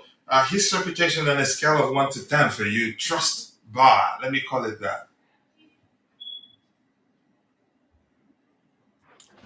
Dante, you there? Sorry, coach. Vitor Roque, yeah. Look, he's Yeah, but I'm been talking about the reporter, Sacha Taviori, his reputation on a scale of 1 to 10 for you. That's trust meta, maybe. he's not too bad, that guy. He's pretty good. Not accurate all the time, but he's not too bad sometimes, but it's one of those 50-50s. So, it could be true. He was on our scouting list, so probably they're probably taking it away from that because he's on our scouting lists. But I'm not sure if we're working on a deal to actually sign him. That part I don't know. I do know he's on our scouting list though, but that's probably it. Are we going for him? I don't know. Look, he's been in good form. He scored. I think What was it? 16 in total. Yeah, in 20 games or something like that. 20 games. I think 15 goals in 20 games, something like that. So he's been in good form, but he's quite a small striker. He's not really. I don't see him as a striker. So yeah, do we need that type? I'm not sure if we do, to be honest. Look, if we do sign him, we sign him. But I'm not sure if we quite need that profile, to be honest. Well, I guess we don't really have a smaller striker, do we? We don't really have that type. Maybe that's why as well. He can put What the would you ball say away. what went wrong for him at Barcelona? Too much pressure, coach. Yeah, it was too young, too much pressure. Couldn't handle it probably. Uh, some players can't handle that, so he didn't handle it well. Went back. At least he had the humility and that to actually go back. A lot of them wouldn't want to go back there. They want to go somewhere else in Europe and earn money, more money. He had the humility to go back and doesn't get paid a lot there because they don't pay much at all. So that's a good sign in that sense. But yeah, look, he's been playing well, but there's a few question marks on the way he plays. Not sure if he suits the Premier League, to be honest, that much either. So you think he won't? He's not going to do well in the Premier League. And why are we considering signing him? And if you say, yeah, this guy he's okay, which I take to be that you trust him, you trust the report to a certain extent, it just really makes sense to keep pushing to sign him. Yeah. I don't trust the reporter. Like I said, he's gets a lot of stuff right and he's gotten stuff wrong as well. So we don't know what exactly the truth is. Now I'm not a sporting director, so if they think he works, they know he works. They'll talk to Maresca. Maybe Maresca wants that type of profile. Okay, that's fine, no problem. But yeah, I don't see him working too well. He would work well with like a proper striker. Pretty much like in Kunku. You put in Kunku, you need to put him around the striker, not out wide nor anywhere. So we don't really play that system, to be honest. We play with a 10. We don't play with a second striker. So uh, I don't know how good fit he is in the system either because of that as well. So that's the only worry. But look, he's young, so who knows what the plan is for him? If it's even true, we're looking at signing him. It might not If be it's true, like even I true, said. yeah. Yeah. And you too, Merry Christmas in advance. I hope to see you again soon. And this is more sensible here. You too, bro. Get some proper keep. I don't know what keep is. Using some slangs. I think the AI is using British slangs. Merry Christmas to you. And yes, well, okay, that's okay because I complained that it's using hash languages and all that. But that's fine. Wait, that's I don't know if you know this kid here on the screen. Chelsea are ready to turn their attention to Greek starlet Konstantinos Karitas in 2026, not immediately. Correctus, yeah. I saw him play saw him play once. It was with Mike Pen. I was watching Mike Penders and he was playing. Yeah, yeah. Look, very Oh, that was the technical. club we signed Pendas from. Yeah, yeah, very technical little player, like a 10 basically. He's more of a 10, but can play anywhere across the front because he's got the speed, but more technical 10 type of player. So, uh, yeah, very looks very good. Again, but he's a smaller guy, like I said, so he's got that low center of gravity where he can dribble really quickly close to his feet, perfect for pockets and that 10 position. So if we're looking for someone like that, yeah, he's one of the up and coming guys that in that position, very highly rated all across Europe. A lot of Yeah, clubs are after him, not just us. He's on our scouting list, obviously, but I don't know if he would come to us. To be honest, it was the type of player that probably would come because he wouldn't be expected to start or to do too much because Cole Palmer's there, of course, in that position, etc. So it's a type of player we probably can get because it'd be pretty hard for us to get a 10 that's a really good at the moment and wants to go to a big club because we cannot guarantee him that many minutes. So look, he's got a very high upside. I like him, but again, it's just a rumor at the moment. It's that time of the season. Unfortunately, we're going to get a lot of these, coach. Every day there's going to be a new name popping up. yeah, that's why you say thank goodness the school will be closed for a while. I think we'll be able to be doing evening and morning shows. Except I think I might have to go to San Antonio for something. The kids wants to go see their uncle there. But let's see what happens. I'm just refreshing the page and it's taking a lot of time. You know how slow that can be, so that we can just run through Vincent's timeline on X and see if anything new emerges as the show progress. I was telling people to go watch Fabrizio Romano's video. He said something about Semenyo, but there's a way he constructed the title. The title, you're not gonna from the title tell what he's gonna talk about. So you have no option than to go watch the video. I think I learned something new there. Sorry, this is still too slow, man. But yeah, people keep dropping the likes on the stream. The likes do go a long way. I appreciate you all finding the time to join the conversation. We still have how many people here? We still have 29 people following, 32 people following the show on YouTube, and in total 134, 32 on YouTube. The rest shared between X and Facebook. And equally, Coachella doesn't know, but we still beg for likes because we're not a big account yet. Uh, Dang it! How long is it gonna take this to get downloaded? Okay, there you go. It looks like finally we're there. Let's see if anything new emerged. All right, and did you? I think some people are saying that actually we're still interested in signing Morgan Rogers. I forgot to ask you that. Do you see anything that suggests we still go for him? I think it's going to be difficult, especially now. Yeah, he signed a new contract; it's going to be much more expensive. And I still think we really wanted him during the summer, but because of financial restraints, is that the correct constraint? What's the correct language? But you get the gist. Yeah, look, that probably, but also space. Don't have We didn't have space either too much. Um, Look, I like him. I know I saw you tweet out. You're convinced. You're convinced on Morgan Rogers after the game you saw. Um, Hmm. there's one stat that he has that's not well. Depends how you look at it. So he's in the Premier League. He's the player that's lost the most amount of balls, as in when dribbling and get dispossessed and losing just out of control balls and stuff. He's number one for that stat. So Mm. yes, he scored. He's pretty good at scoring because he's got a good shot, strong, but carrying the ball, and he's struggled quite a bit with that. He loses the ball a lot, and if you look at a lot of the Aston Villa goals they conceded, a lot of it comes from that counter attack from that happening. So yes, so I that's the only downside. The rest I like everything else. Yeah, powerful, strong, tall. Um, can play, on the wing, can play inside, can even play as a striker basically because he's very tall and strong. So look, I don't think Villa will sell him. First of all, they don't want to sell him. He got a new contract, like you said. They don't want to sell him. So I don't see this happening. There's no way they're gonna sell him. If we want him, they're probably gonna say 150 million pounds. Yeah, But it's going to be a lot more costly. Yeah. yeah, and we can't you can't afford for a player like that. I mean, if you're going to pay that much money, you want a world class, top of the range player.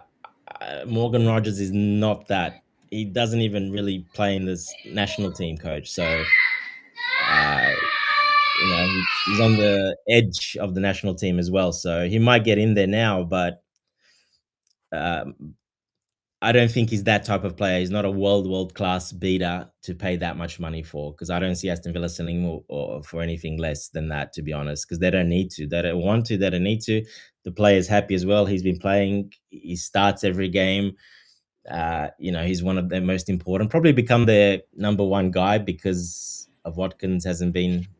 So no chance they're selling him. I can tell you, Emery would probably quit and run away if they sell him. A lot of people thought at the time that they'd come for Jackson, and that you say would have made it easier for us to be able to sign him, but they weren't interested in Jackson, or maybe they were, but they had. I think we heard that they had financial issues at the time.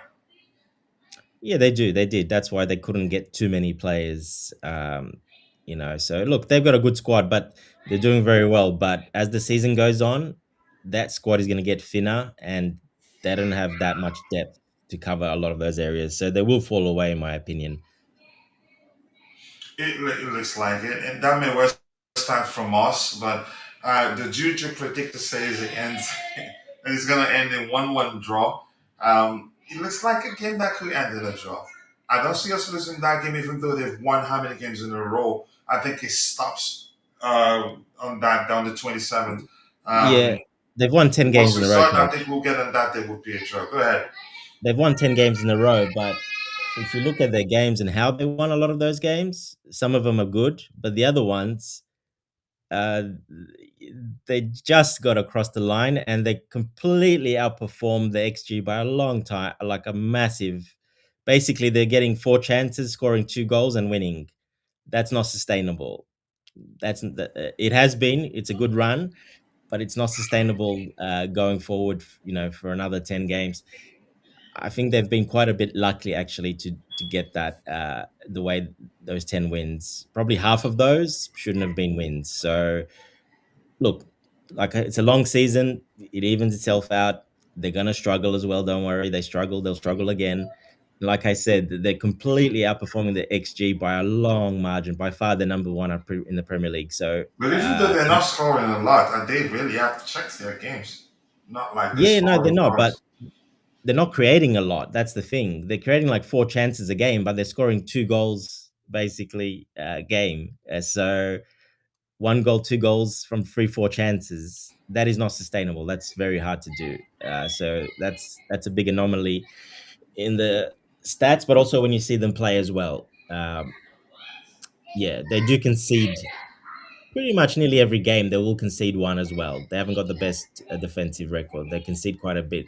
But like I said, they score those two goals and they win a lot of 2-1s. They win a lot of like that because of that.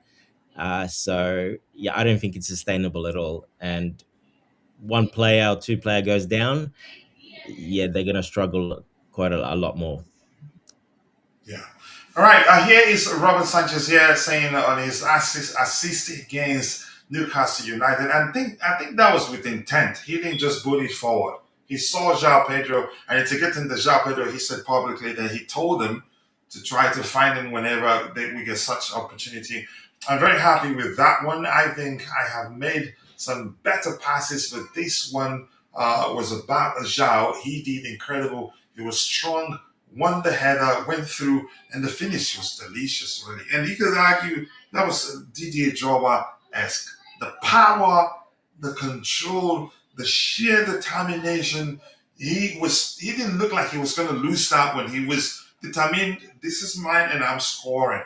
And the way he beat the defender, I wouldn't say the defender made a mistake. I think he beat him.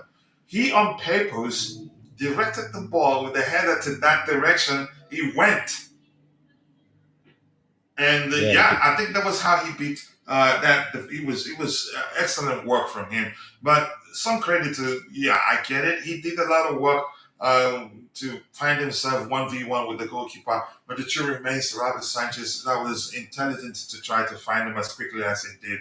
I don't know. What do you make of it? Yeah, look, and I think that's been an emphasis. If Maresca, I think, has told them if they see a one-on-one, if it's João Pedro like that, to go for it because we know how good João Pedro is in the air. He wins nearly every header if you give it to him. He's not the strongest guy, but he's very tall and he's got a great leap on him and very good control. He controls those balls very well most of the time. He knows how to stop the ball basically. He'll head the ball just a little bit, pull his head back, and cushion the ball with his head. He does that quite a lot, so he's very good at that. So um, when some teams push you high and you need to go long like they did, that's what you need to do. And yeah, we were kind of missing that out. We didn't have that last year. We didn't have that obviously because we didn't have the lap can do that very It's well as not well. That's not Jackson's thing. That's not Jackson's things. The lap does that very well as well, but we just haven't seen the lap because of injury, obviously. But he does that very well. He scored a lot of goals last season that way as well, where the keeper went one long to him one on one. He brought the ball down, and with his pace and explosive pace, he got and scored. So it's a tactic that you need to use because when teams are going to press you high like that, well, there's no other way to go. And that yes, Robert Sanchez did well, but it was pretty much all João Pedro basically because yeah, it's not easy when a ball's coming at you that fast to cushion the ball the way he did with his head and turn his body the way he did and brush off the defender a bit, and then the defender lost his balance because of it. So yeah, and then the finish, obviously, perfect. So look, yeah, that was all. The previous one, probably, the pass that Sanchez gave to Garnacho the week before, that was a proper ball from the back. That was all Robert Sanchez, that one, because that was in the path of Garnacho in front of him. The ball was spinning, so when it lands, it slides along the surface. That was like, that's a perfect pass from a goalkeeper. There's no better than that. So he probably should have had two assists already, to be honest, with that Garnacho one as well. So yeah, but look, it's a good sign. We need that outlet, and I think Maresca asked for that, and he was backed. He got João Pedro, and he got Liam Delap, who can do that. When some teams press us high, well, then we have an outlet to go to,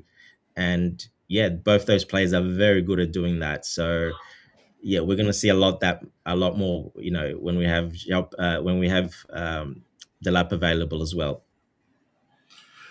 Yeah, thank you. Let's get what Tony's saying here and then we'll call it a day. I vaguely remember the Athletic dealership mentioning they were briefed by the club that they are not planning on any moves in January with sanctions and saving for the summer. We might not do anything. And I think we'll be all right as long as our players recover and stay fit. I think we'll be fine. And then in the summer, go for something you can say and take corrective measures, be strategic and not just sign players in a hurry in January.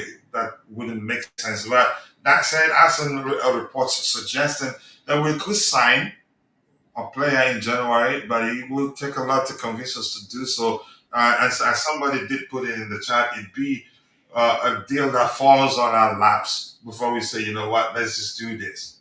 And Good experiment. Mod Mana hasn't smoked. It hasn't smoked the what do we have? The quota today. I don't think we used out of 10,000. I don't think we used up to 300 really. But Dante, go ahead.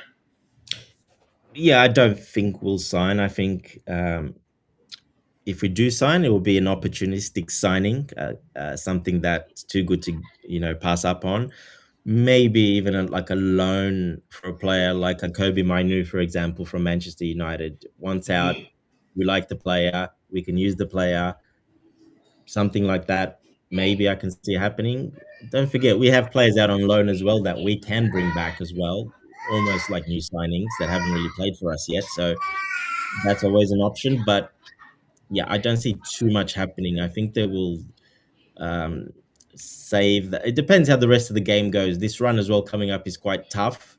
If we lose every game, well, maybe then they might look at it, try to do it. But if we do well, no, I don't think if we're still in a good position in the top four, I don't think we'll get anyone. To be honest, they'll want to save that money for the summer to go after targets they probably have in mind, and yeah, yeah, that's I think that's what will happen most likely, in my opinion. Yeah. Yeah, it just wouldn't make sense to go into the market in a rush and waste the money. And I think with that, we've come to the natural end of this particular evening show, and it's been an excellent discussion. 40 likes, not easy. That's a lot more than we got during our last Blue Morning show. I appreciate you all, and glad to have the captain of the community on the panel. And if you haven't signed up for our or two, what would be the correct word to use that? But this is not an English class. If you haven't signed up to our web app, go check it out. Be sure to subscribe. Let me walk you through a few features. I think we're going to start with the Juju Predictor. Yeah, I need someone to beat me in the score predictor, coach. I'm pulling You're away. leading, right? You're I'm not pulling getting that away. jersey. If you're still leading, I don't know. Did you predict we were going to lose to Newcastle? No, I predicted a draw. Okay, you predicted a draw. Okay, so you're still topping. Who's second? Still me? I'm not I sure. haven't checked. Maybe it's updated. Check it. You're not going to win that kit, man. I'm not going to give it to you if you win it. So look at it. This is the web app. The plan is to kill the Google thing. We want to open it to all Chelsea fans.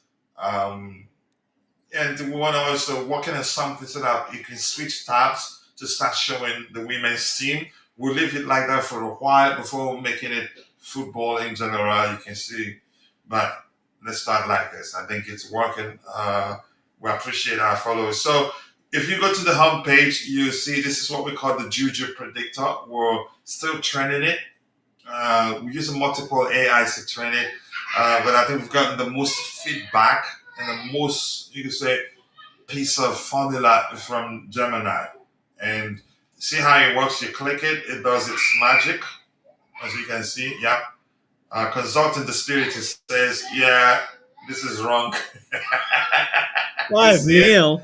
So this is wrong. Yeah. So we're Hey, still you never working on know. it. I think what it predicted, something changed. No, something changed. No, I agree. I disagree. I need to refresh it. You see, it's saying UCL here. So this is the wrong data. There's an issue there. I disagree. I think the correct prediction, what I saw, I believe was the correct prediction is 2-0. 1-1. 1-1 draw. So let me refresh it. So it's showing the cached stuff that I was working with. There's no world where that happens. Yeah, this is more like it. See, it's showing its previous results. You see it?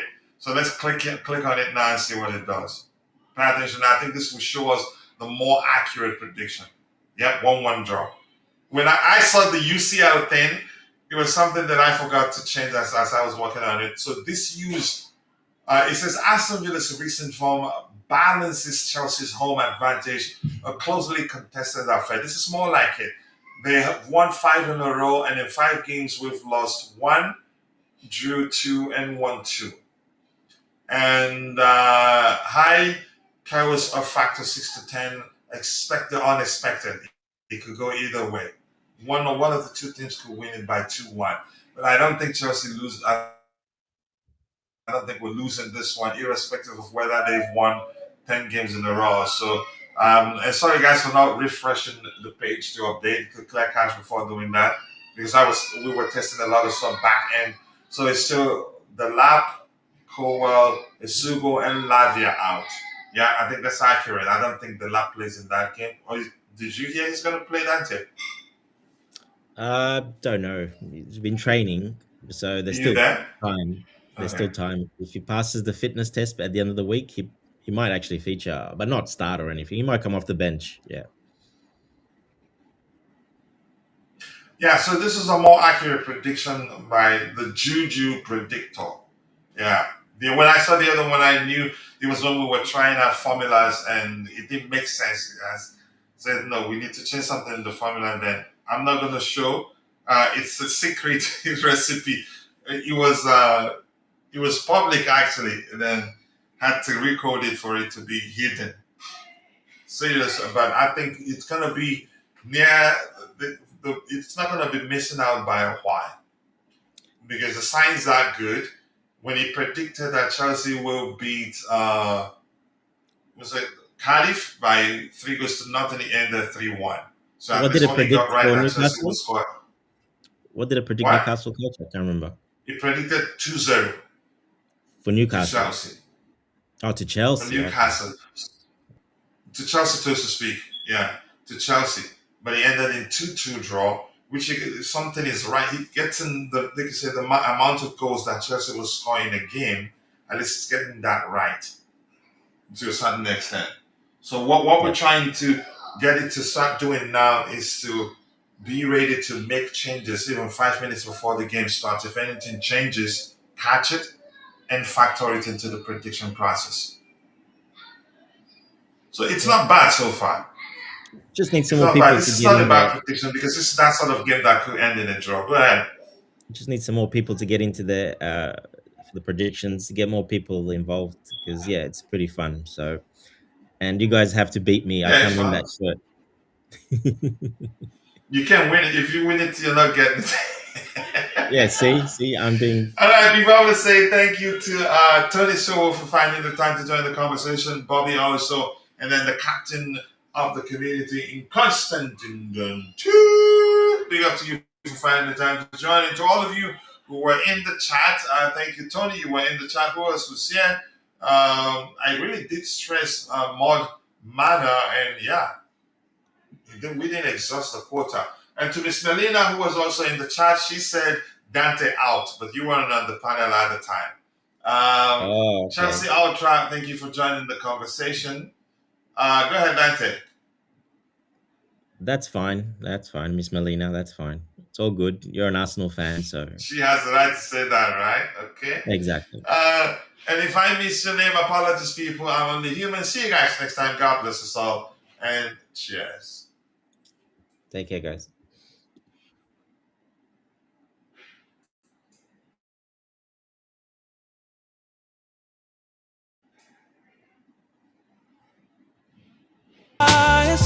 Chelsea fans, we won't stop believing. New knock with every chant and roar. We rise for the fight. The blue flag in the air, let it fly with pride. We're gonna show the world all hearts open wide. From Stamford Bridge, share our voices to the light. We love for the team, stand strong by our side. Every challenge we will never ignore. In unity we trust. Our hopes on the rise. Chelsea spirit shines. Bright lights up the skies. And if a cowboy said, for real does, and then with a love this storm, every phone says to bed, and there was a strife. How you, my heart, keep the blue fading signs like a soul. Through every challenge, we will never ignore. In unity we trust. Our hopes on the rise. Chelsea spirit shines. Bright lights up the sky.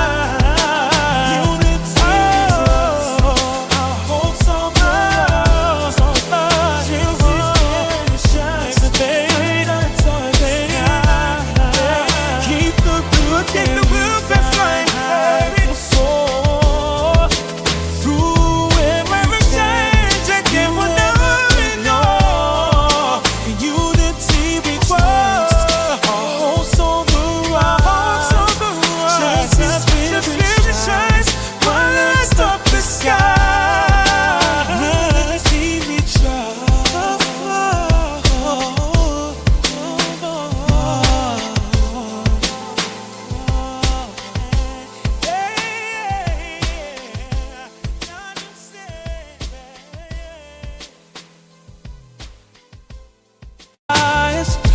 Chelsea fans, we won't stop believing. New knock with every chant and roar, we rise for the fight. The blue flag in the air, let it fly with pride. We're gonna show the world all hearts open wide. From Stamford Bridge, share our voices to the light. We love for the team, stand strong by our side. Through every challenge, we will never ignore. In unity we trust, our hopes on the rise. Chelsea spirit shines, bright lights up the skies. And if a cowboy said, for Europe does, and then with a love this storm, every foe's estimate, and there was a strife. You, my heart, keep the blue flame inside like we soar. Through every challenge, we will never ignore. In unity we trust, our hopes on the rise. Chelsea spirit shines, bright lights up the sky.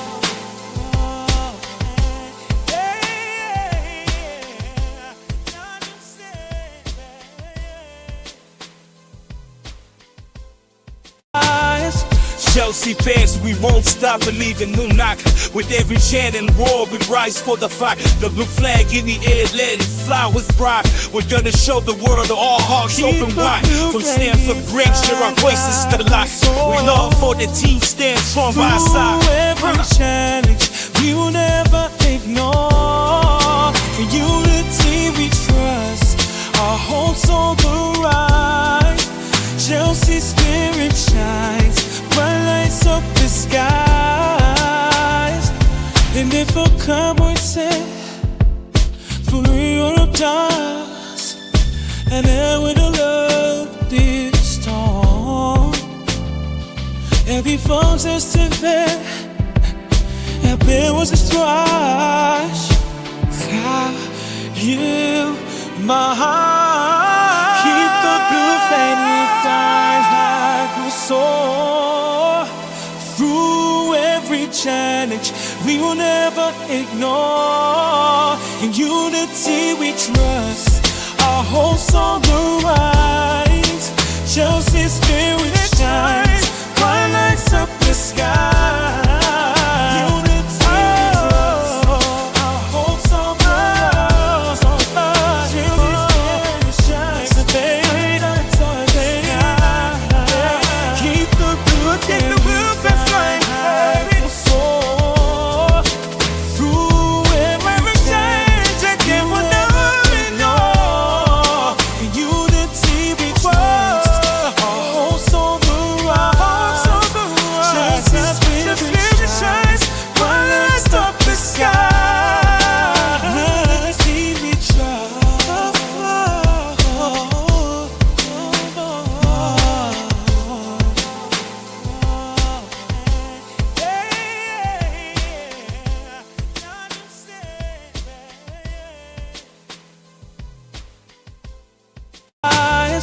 Chelsea fans, we won't stop believing. New knock with every chant and roar, we rise for the fight. The blue flag in the air, let it fly with pride. We're gonna show the world all hearts open wide. From Stamford Bridge, share our voices to the light. We love for the team, stand strong by our side. Through every challenge, we will never ignore. In unity we trust, our hopes on the rise. Chelsea spirit shines, bright lights up the skies. And if a cowboy said, for Europe dust, and then with a love this storm. Every phone says to bed, there was a strife. You, my heart, keep the blue flame inside like a soar. Through every challenge, we will never ignore. In unity we trust, our hopes on the rise. Chelsea's spirit shines, bright lights up the sky.